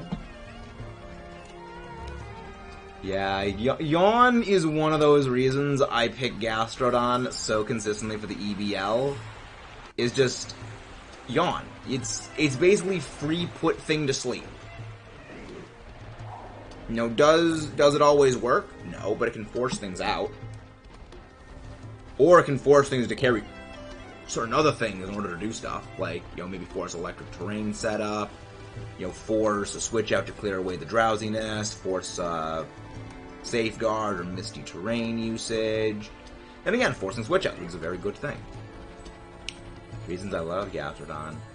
Johto starter, Unova starter, how to beat certain things. Makes sense.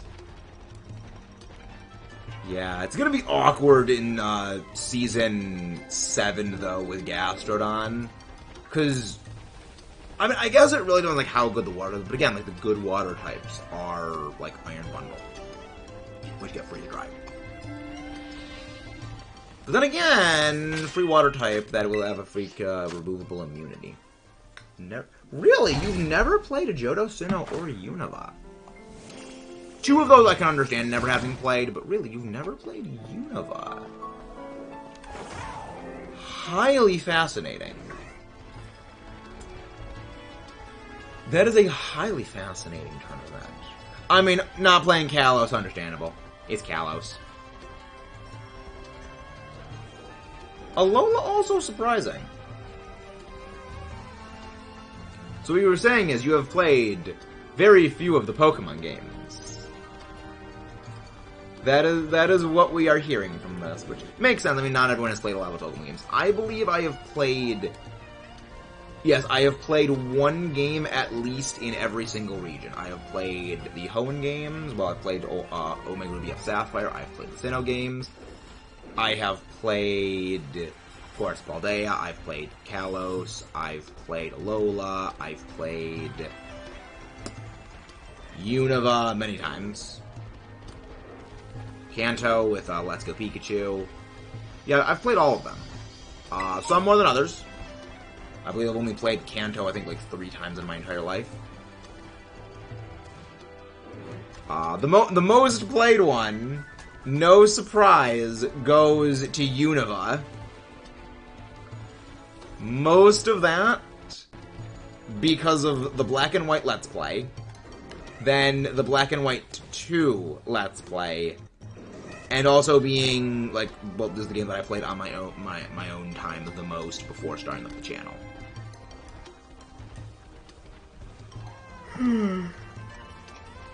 I think second is the Johto games, in terms of second most played.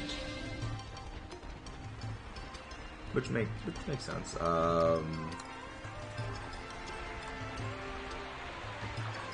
Moongus, By the Water.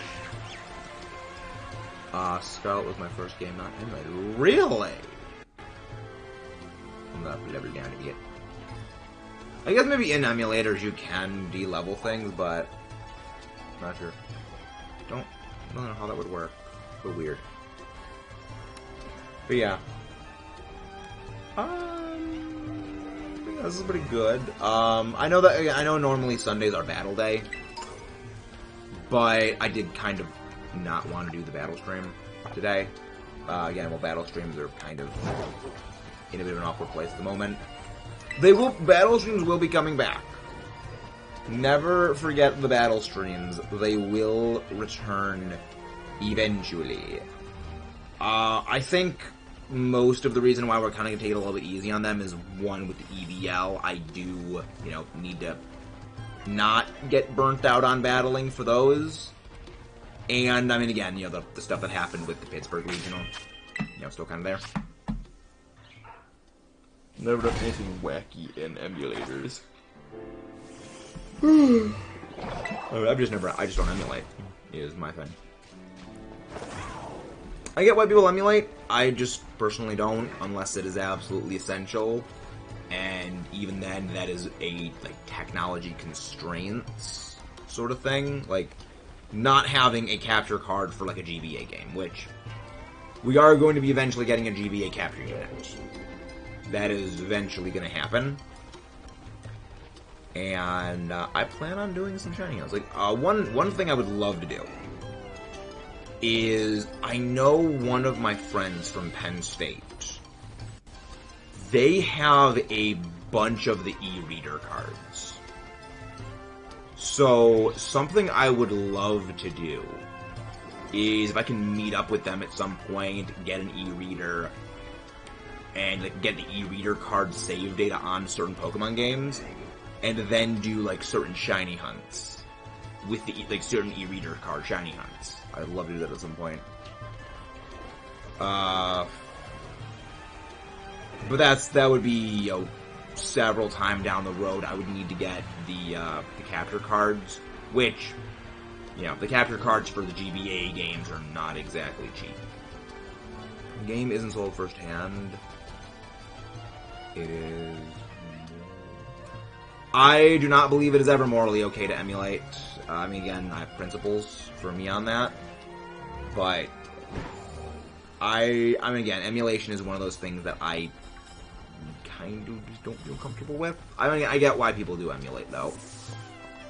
Unless it is an absolute essential, I genuinely try to steer clear of emulation. Third-party emulation, because I think technically the Virtual Console is an emulator. Well, Virtual Console or the Nintendo Switch Online access of games is when you technically break it down an emulator, but third-party emulators. So again, there's stuff in the air, which again, everyone does have their own tastes and things. Emulating is definitely one of those gray areas for me that I will say there is a gray area of emulation. Unlike with, genning and hacking, where There is no gray area on that. That's one of those things where there's no like there's a line. There is genning, no genning, no in between.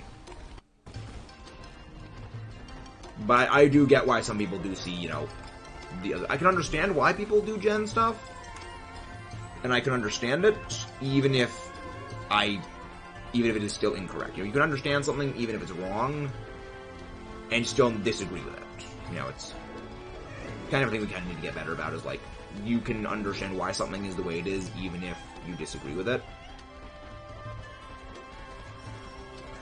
But yeah. Now give me my shiny. Give me shiny either monkey or shiny bear. The only slightly acceptable hacking, in my opinion, is getting everything to Pokedex and not out. So now it's fun. Even then, it's like that's still hacking. Like that's again no gray area. You're still manipulating the game, which kind of taints everything going forward. You know, if you hack even slight thing, that taints everything that game has. Because, like, you never could have gotten to the thing without hacking. It's kind of like the thing. It's, you... The foundation was laid on hacking, and if you pull out the foundation, everything just crumbles. You know, it's like when people are like, oh, yeah, I genned a perfect IV Ditto to breed perfect IV stuff with. Everything still roots back into the hacking, which, you know, everything else collapses down on that.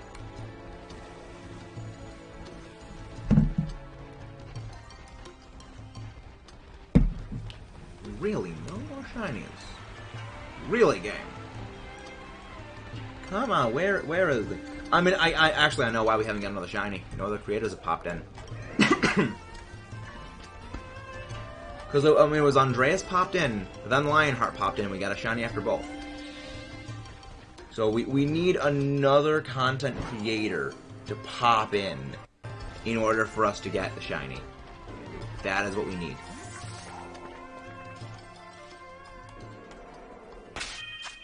Okay.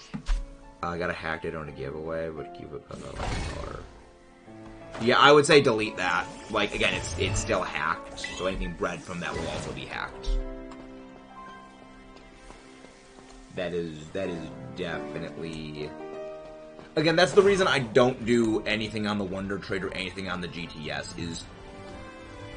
You know, not everything on the GTS is hacked. Like, generally it's very clear what is hacked. But it's always that, like, that little risk potential.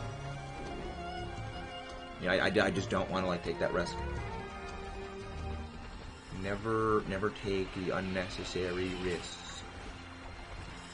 I mean, the other part is, like, I do trade with the people that I know. I mean, why would I spend, like, the roulette gambit of maybe getting something I need for the shiny? Well, maybe, well, not shiny mix, but, like, the roulette gambit of, like, maybe getting something I need for the dex completion, when I can just, oh, you play other version.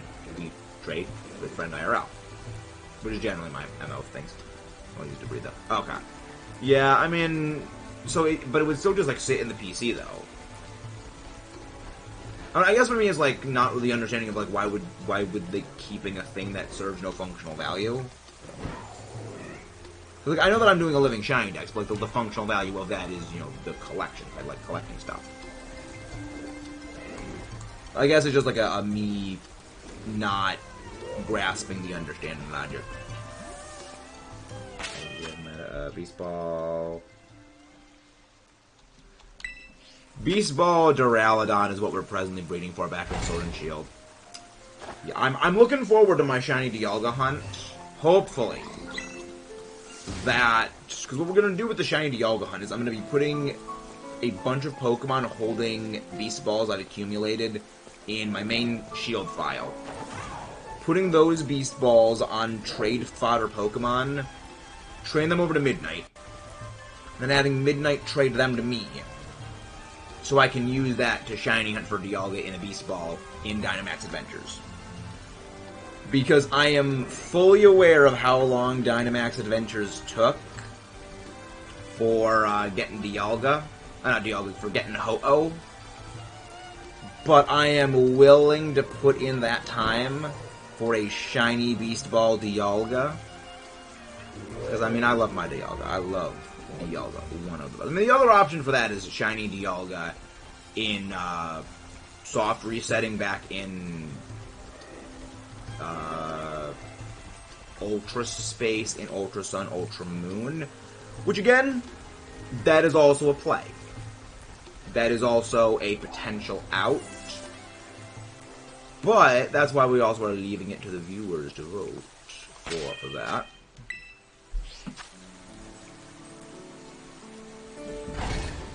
There's definitely plans for the shiny Dialga hunt.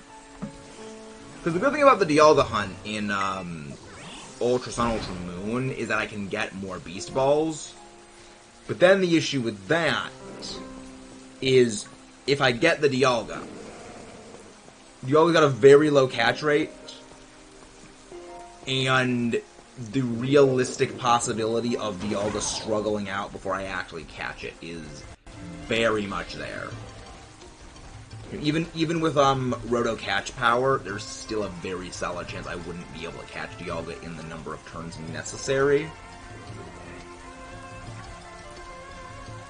Time to fluctuating Polnareff levels. Hey, there's the Ursaring!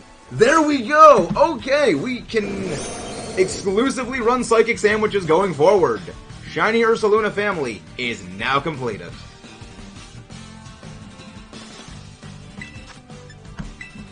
That is what I like saying. We didn't need no other content creators popping in. All we needed was just a little bit of brute force. I'm not spoon-fed, Kale. This is Sandwich 4 with Shiny 3. This is the inverse of spoon-fedness. This is inverse spoon-federy. Alright, you have Snore. I just woke up in the middle. He's still alive. Exactly. Never underestimate the perfection of course you wake up. Yeah, rest. So Snore, rest. Alright, I can vibe with that. I can vibe. I want to come back to exactly this. Exactly. It is funny that when stuff has like Snore and everything like that, I despise it because it just makes hunting it harder because I get things that are infuriating to catch with. Alright, you get the bow. I'm not risking if this thing has any self-inflicted damage moves, so I am just going to continue to chuck Pokeballs at it. Actually, while we're dealing with this, let's do the catch calculator. Thank you, random.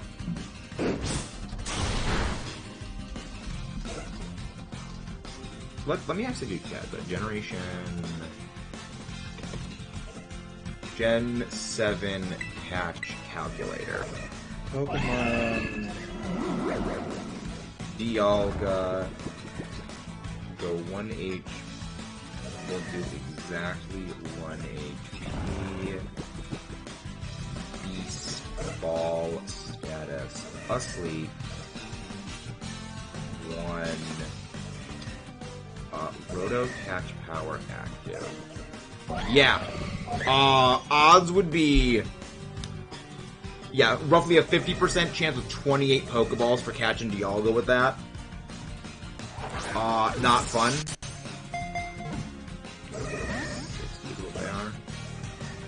Yeah. Yeah, the odds of getting that would be non-existent, basically, for catching that Dialga. We can just go check. Legendary Pokemon Ultra Space, because I want to actually check how many they actually have, like, with power points. So Scary Face, Snore. Oh, you don't need. So Scary Face, Snore, Rest. Okay, you have no self-inflicting KO moves. That's fine. Yes, there we go. Dialga's move. I love how I'm not even paying attention to it. So yeah, okay, course here is. Okay, 20 power points. 20, 15, so 35, 40, 50. Okay.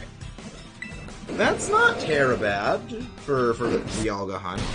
That's not terrible. Like, it's not ideal. But, hey Bryce, how you doing? How are you doing? Hope you're doing well. So what? 50 power points, that's including sleep turns. Okay. That's a decent number of throws.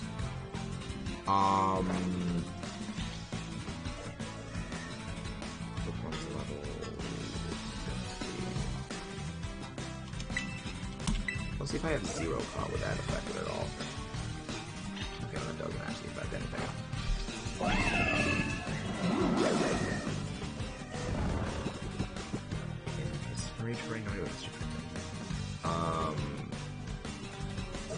But yeah, definitely I feel like that would be possible. 30% chance.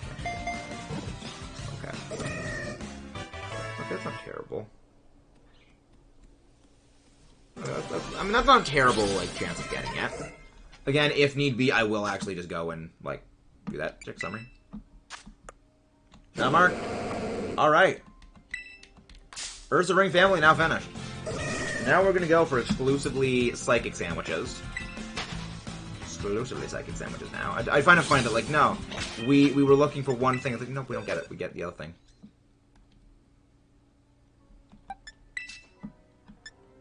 There's your ring. You instead are gonna get moved there. Well, actually, you're gonna get moved right here. Pretty good. You're gonna get moved there. And you're gonna get moved there. Alright. Alright. We've got probably not that long left on this sandwich. Yeah, 2 minutes. Let's just... Sure, let's go here. We're not gonna get anything in the meantime.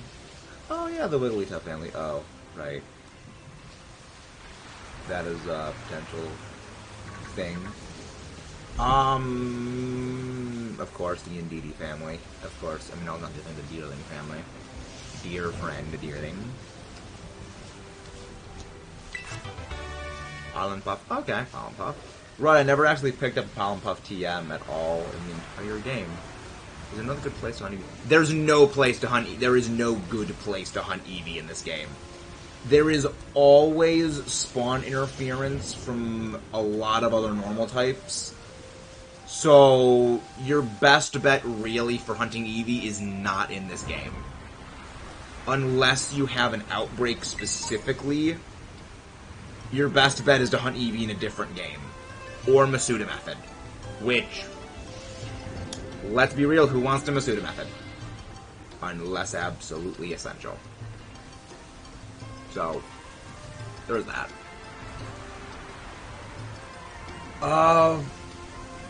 Yeah, that's the tricky part. Is the Eevee hunt. That's why I have been checking both of my games for like every single day since getting outbreaks available in both games. Is checking for if one game gets an Eevee outbreak. Because if one game gets an Eevee outbreak, like I would probably do an all-day Eevee hunt stream just to try and get the rest of those knocked out. But in, you know, what, 9... would it be 9? Would it be 9 almost... Well, I mean, almost 10 months. But in almost 10 months, for both games, no Eevee outbreaks in either game. I've gotten each of the Eevee evolutions, well, the base Eevee evolutions, the first 4, first 3 outbreaks. So, Jolteon, Flareon, Vaporeon, and I also got an Espeon outbreak. To, you know, kind of make it a little easier for me. But I haven't gotten one of Eevee. Which is mildly... I mean, I know that they can outbreak. I've seen people have them. But it's just we have yet to find one. And outbreak... not outbreak. Sandwich is over. sandwich is finished. It's another good place. So now, we go shiny hunting exclusively for ORANGURU with psychic sandwiches once more. So again, guys, please don't forget to leave a like and subscribe if you haven't done so already. No, stand up. Do not talk to Hans. Do not talk to Iron Hans. I saved, right? Yes, I saved the game. I always have to check to make sure I save the game. I am always worried I do not save my game and then I'm going to be shut the game off when I don't get a shiny and I reset over a shiny. I've heard people do that. And I don't want that to happen to me. Okay, but let's get going. Let's get going once again, people. But how is everyone doing today? I hope you guys are all doing fairly well. Kind of sad we probably aren't going to be able to get to the Barboach outbreak. That would have been, like, fantastic. So if we get this, then we're going to start immediately on that Barboach outbreak. We got about an hour and a half left. Well, technically an hour considering the sandwich, and then, you know, another one's going to be next hour, so I guess... we might. We might be able to do that. I'm gonna go like high 8. Well, not again. For that, but yeah, because that would screw up the going live of the other stuff. We can always hunt Barboach a different day. Like, it's not a super critical thing to hunt immediately. It would be ideal, but not like super duper critical. Hey, nice Among Us. Nice we're getting shiny Lamala. That's a great shiny. We still need to hunt both of them at some point. We're probably going to be hunting those when it comes to this game's Dynamax Adventures equivalent type thing. Hello, Abercrombie. How are you doing as well? Hope you are doing delightful. Now, let's get working on ORANGURU. Realistically, I probably should have gone... Well, then again, no, we had to go for that eventually. So let's just kill 2 birds with 1 stone. Yeah, I mean, best thing we could have done is that. There's really no good place to hunt Barboach, though. So if we get Barboach today, then we're okay enough. But I don't think we're going to be getting Barboach today. Probably not around to it, depending on how things go. Unless we get ORANGURU on this sandwich. Like, really quick. A wild Rosie has appeared. Indeed, Rosie. Rosie. Doing fine, how to deal, battling 3 shiny alpha. Wow! That's a lot of shiny alpha Piplup. That is a lot. And again, guys, if you haven't done so, please don't forget to leave a like and subscribe for more. I hope that we can get more of our shinies today. I mean, we get 3 shinies is generally what we average. So we have pretty much hit our average for shiny haul, but I would ideally like to get more. Ideally, I would like more. Specifically, I'd like shiny ORANGURU, but you probably are going to be a shoe and not appear at all. You need to eventually get around to shiny hunting, Fungus, but that might be one I'm a pseudo method for. Yes, indeed, like for the suffering. Like for more of my suffering. Just like Mudkip does. More suffering, more nonsense, more everything.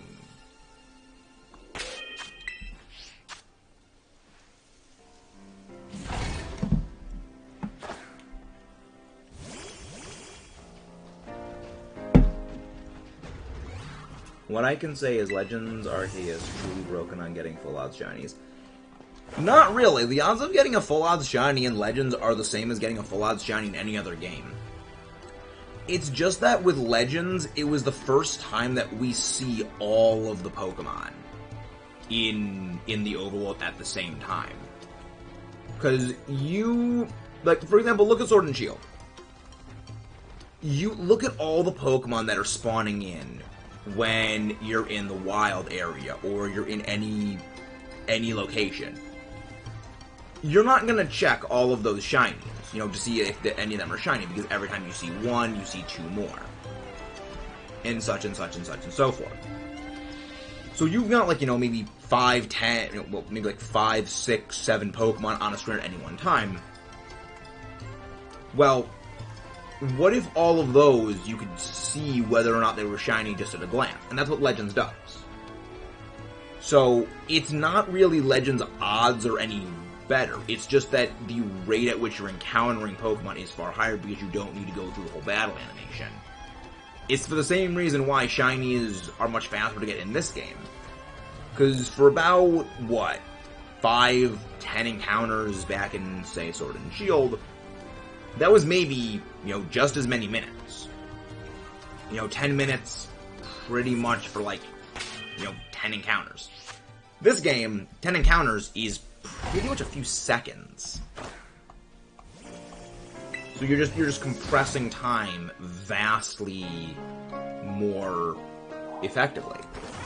And, you know, again, if it was the same thing in Sword and Shield, like, you could see whether Pokemon were shiny right from the outset, it would be the same way. So it's just rate of encountering is just what's higher, not the actual odds. A snack, when fish run. I don't know, Mudkip.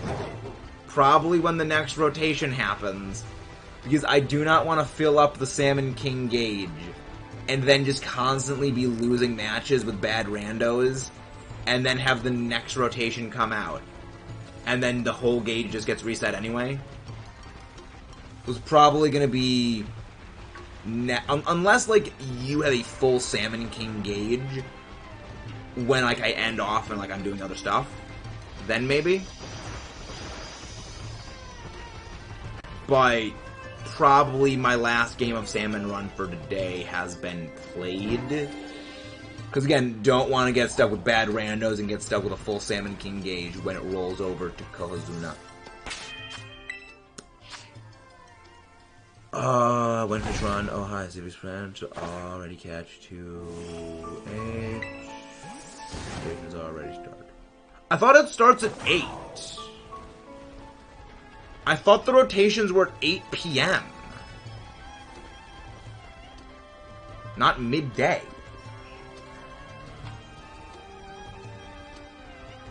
Weird. Well, what do you mean, Abercrombie? What do you mean 2H? We've finished the family of the bear. We have finished the bear. Oh, they're 40 hours? I thought they were 2 days. Okay, I thought they were all 48 hours. You don't need express permission. Blorb. I mean, I already caught myself another 2 shinies. Oh, H. Zorua. Now I get it. Okay. Yeah, we Masuda bred for Zorua. That was my fastest Masuda hunt, cumulatively, for anything. Because it was, what, like, 240 eggs and both of them were done? Which was, like, beyond ideal. That was fantastic. But then, you know, you got freaking Greninja, which was like 5.5 times odds. So RNG still catches up with you in the end. Except ones before Big Run, those are shorter or longer, but whatever. So, is Big Run 48 hours in total, or is it also 40 hours? Because now I'm questioning everything. When was Rosie involved in this? Exactly. I have an army of those foxes waiting to kill them. Why do you have just a comedically excessive number of shiny Hisui and Zorua? I'm a little bit concerned, Abercrombie. That's a little worrisome. If you don't mind explaining that. Isn't Big Run on Friday at 8 till Sunday at 8? Yes, exactly, Rosie. You can do simple math. That's why I was a little confused, because, like, I know Splatfests are, like, 48 hours in total. And I was like, I think Big Run is the same treatment. Okay, I was right, Big Run is 48 hours. That's why I was a little confused when you said that. I was like, but Big Run is 48 hours. Okay. I want to make this a number of Neodymium magnet balls. Yes! Neodymium magnet balls.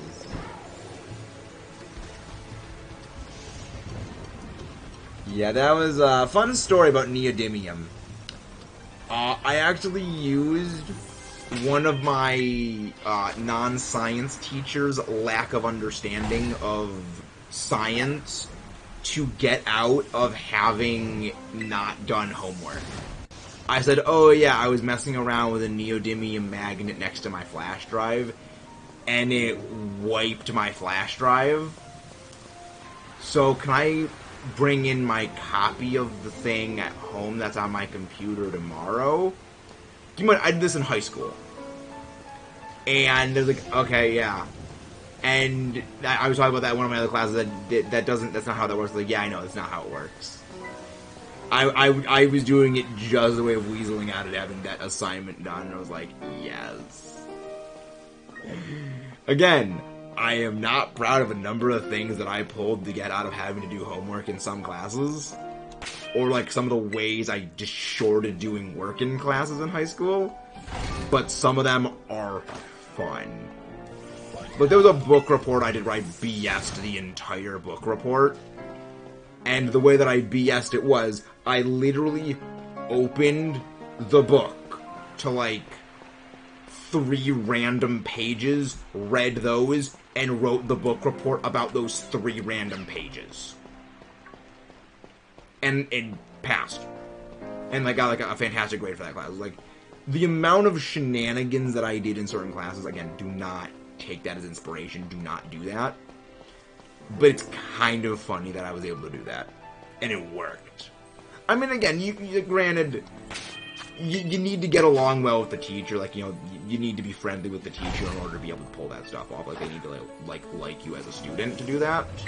So the whole day they are willing to give you that level of forgiveness. But it still was funny. It was so freaking hilarious. And again, do not recommend doing that to anyone else. Do not recommend that. But it was still freaking funny. There we go! There's the Oranguru! Freaking finally! Freaking monkey! You took way too long.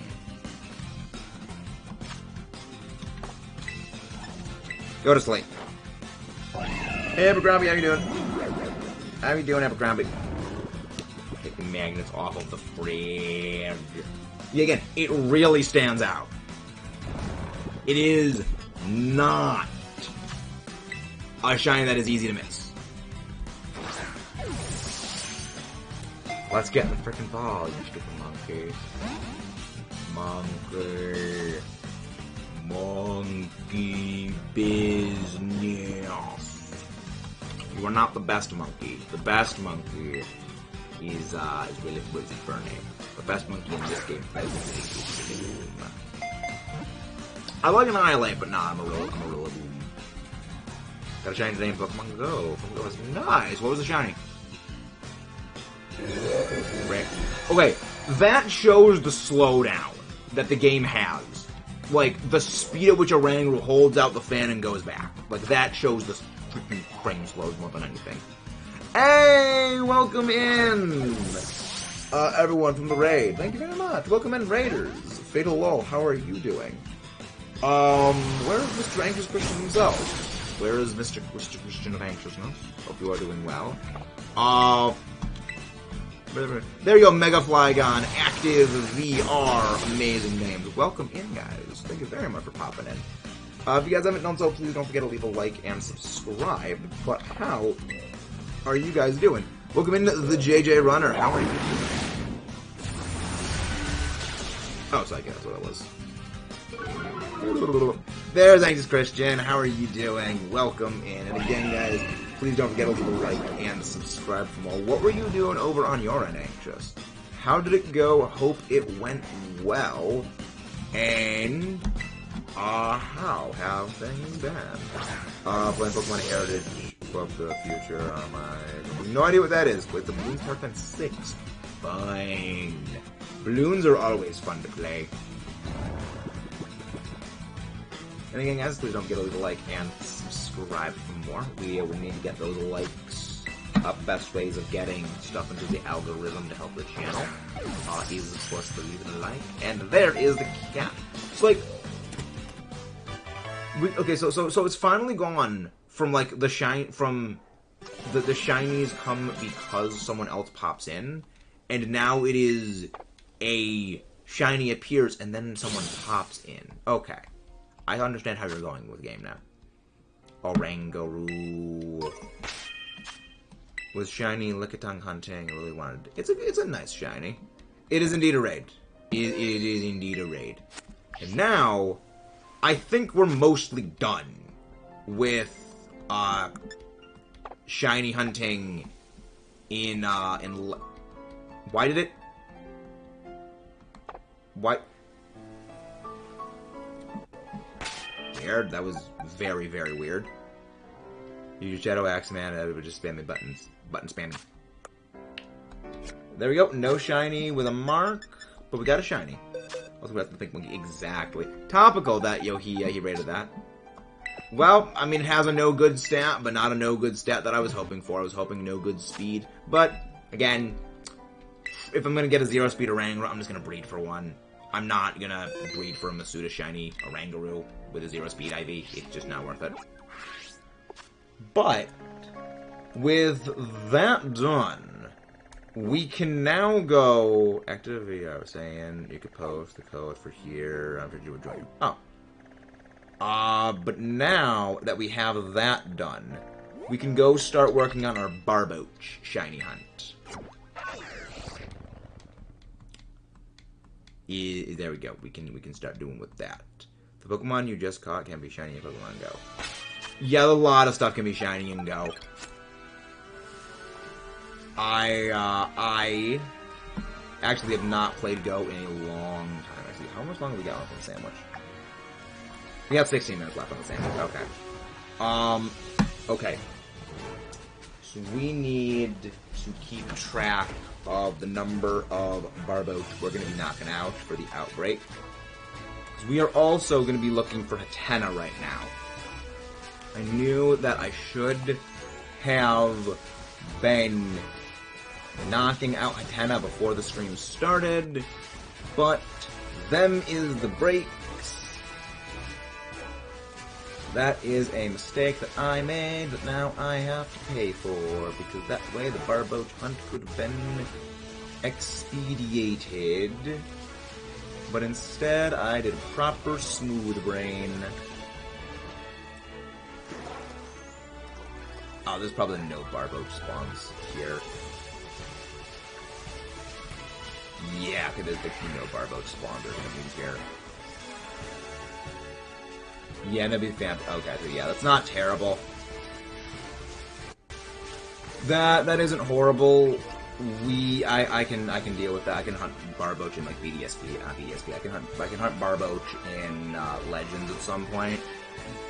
And the rapid levels severe headache. Yikes. Bye, Gridjim. Have indeed enjoy the lurk. Yeah. Oh, didn't the mods go grab Christian's link? Okay, yeah. Okay, I did. But yes, actually, I'm thinking this might end up being our last sandwich for the day.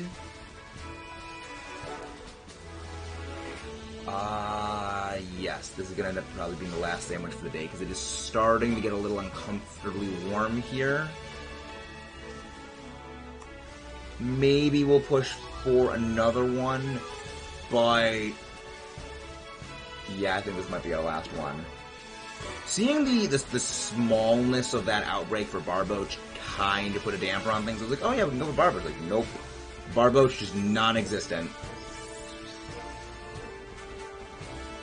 Barboach outbreak does not exist. Picnic. Fish run. Shiny Bulbasaur and Let's Go Pikachu. Doing a Bulbasaur chain. Nice! Yeah, I probably would do that. I'm probably going to be hunting for certain shinies in Let's Go. Is there a cave that might be in? No, there's no cave around here. It's these specific, like, ponds that it appears in. But we're just going to probably hunt in Legends. Because there are... at some point, I would like to get back to shiny hunting in Legends at some point. Because there's a number of stuff we can only get in Legends. And I would... I don't like to do that, some stuff in Legends. Again, it's not my favorite game, but, you know. I do want to at least have some playtime logged in it. And why the freaking no Hatena? We're doing a Psychic and Counter Power sandwich, but there's no Hatena appearing. Very weird. Very, very strange. We'll go down.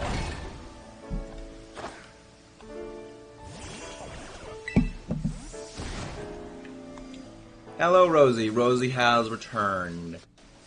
So the Rosie has been fooded. You don't know where you are? Wish I had lures. Are you not that far into the game that you cannot buy lures? Oh, have you not beaten the game in Let's Go yet? Okay, because that would make sense. Yeah, lures... yeah, right, lures did somewhat increase shiny odds. I think the lures do increase shiny odds ever so slightly. Like the max lures does. Oh, restarted completely.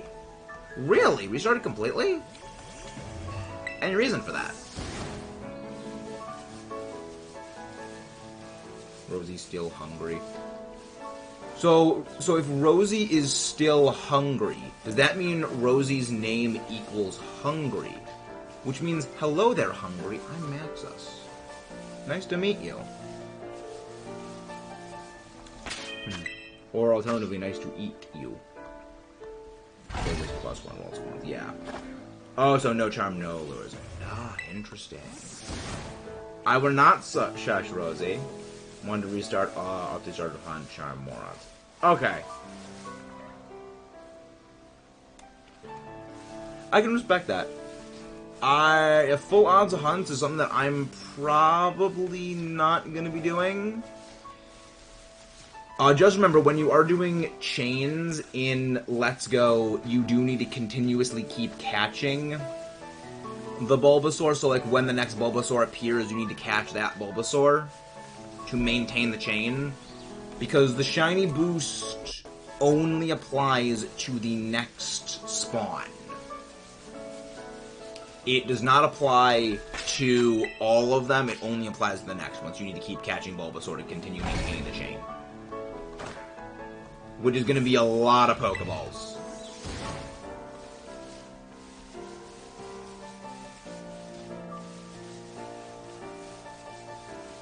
Upgraded the jar looks like 20 times, and half the charm 6 times. Ah! Yeah, it's honestly, it's a lot of dedication. The only full odds hunts I think I will ever do are like the necessity Falad's shiny hunts, which are Poipole and Type Null, all fossil revive hunts, I guess is probably the best way of phrasing that, not, fossil encounter or fossil Masuda hunts. Or, like, challenge hunts. Like, just I want to try this. Like, just waiting for certain things, but even then, most likely, it's probably going to be limited to things like Poipole and Naganadel and Ally. Because, yeah, for those who don't know, it does not matter if you have the Shiny Charm. In Ultra Sun, Ultra Moon, when you start hunting for Poipole in Ultra Space, doing the soft resets for it, it will always be full odds. Because of the way that gift Pokemon are handled, they are always full odds. That's why fossils are always full odds, even if you have the Shiny Charm. So when you want to see me suffer doing that, please don't forget to leave a like and subscribe. Oh, also Arceus, because we are going to be shiny hunting for Arceus in BDSP. What I'm probably going to do is I'm probably going to shiny hunt Arceus in BDSP, catch that, then we are going to restart Legends, and then start working on the Zero Speed IV Enamorous not Shiny Hunt, just the Zero Speed Enamorous Hunt. Anytime I say, like, something Hunt, it's just force of habit to say Shiny Hunt. And it is just too controlling at this point. Because you can't Shiny Hunt for Enamorous. I have 6 Bulbasaur, don't even have enough to keep spawning them. Well, as you catch more and more Bulbasaur, the Bulbasaur becomes more common. So, when you catch the 7, I believe it is 5, and then every multiple of 5 plus 1 is when, like, the boost to the spawn of that thing goes up. So the hardest part, I think, is actually getting, like, to the 5, and then, like, the 11 to the... then it gets easier. What do you deserve pain? I'm assuming you started the challenge run, which I'm assuming what you did to deserve the pain. You did bring the pain on yourself. You did invite the pain, one could say. And again, please don't forget to leave a like and subscribe if you guys haven't done so already. But where?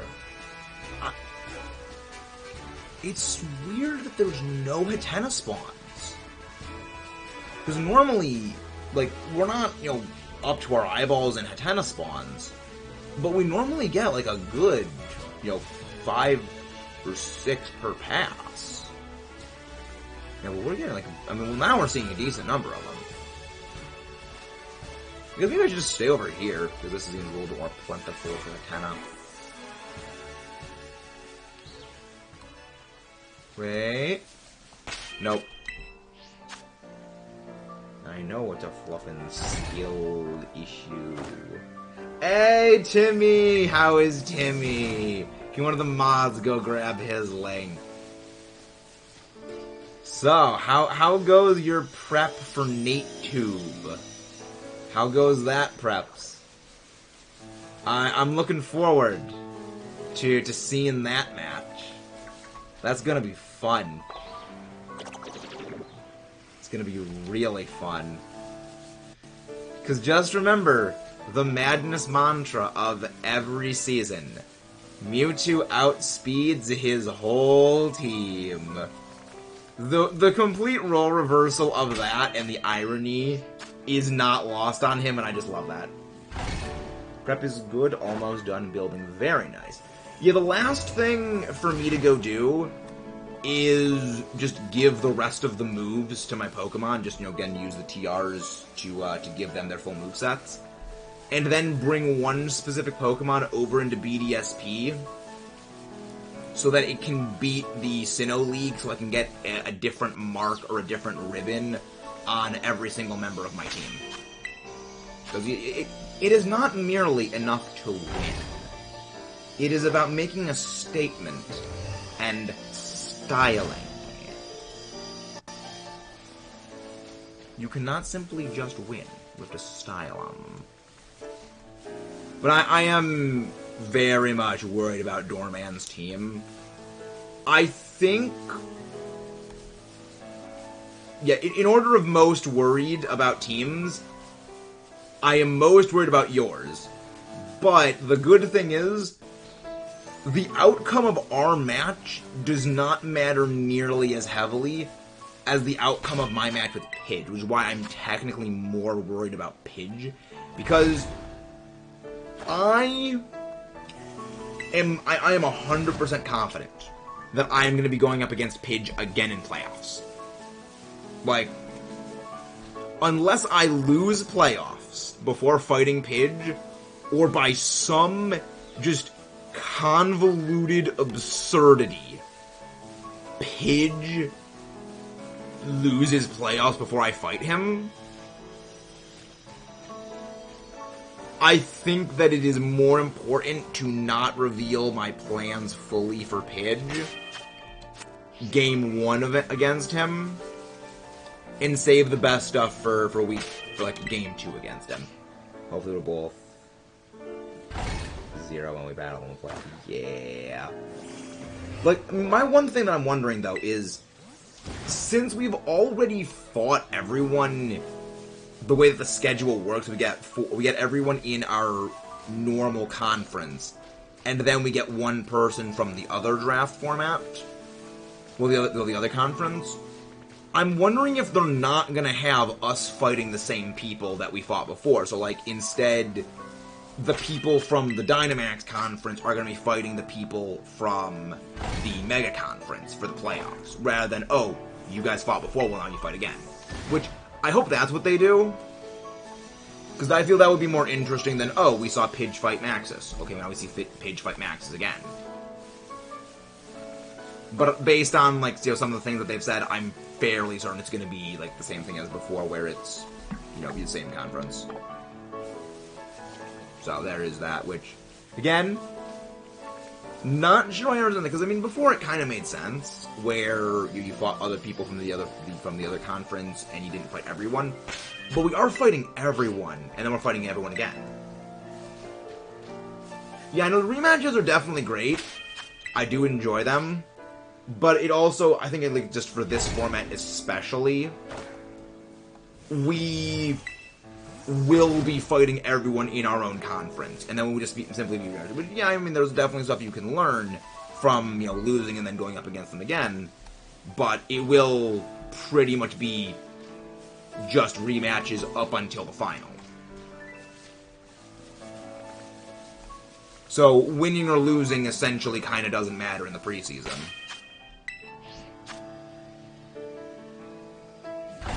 Yeah, the only way Sly is going to be fighting me is if Sly gets to the finals, and if I beat Pidge twice. Well, beat Pidge at the very least in playoffs. So that's definitely something. Which is important because I would love the final battle to be me and Timmy, but realistically, I think that's what it'll be. Like, I don't think that I don't think that Sly is going to be able to beat Timmy. I think Timmy, you're going to just destroy Sly. Because Sly's main weakness is very, very easily exploitable. And you pretty much have, like, the best thing to go up against Sly's team. You're just done big company. Yeah. Like, I mean, I'm gonna mention that to Pidge, say, like, it would... I will mention, like, Pidge about, like, we probably will want to rework the playoffs thing, too. It's not just all rematches again. But when we start, like, planning our thing. Because, I mean, again, like, the rematches are fun. But we also don't want the viewers to see the same thing again. Because I feel that's, like, the other big thing is... We gotta balance, you know, a good competitive thing with, you know, making sure the viewers are entertained. And that is all. That is all our shiny hunting done for today. Again, guys, Don't forget to leave a like, subscribe for more. But we are now going to go find somebody to raid. And I have learned from yesterday, we are not doing that redirect feature because that doesn't fluff and work. It does not freaking work well. And I would very much prefer to not have like those kind of shenanigans again. Let's see, who is live right now with some Pokemon stuff? Who's live with Pokemon?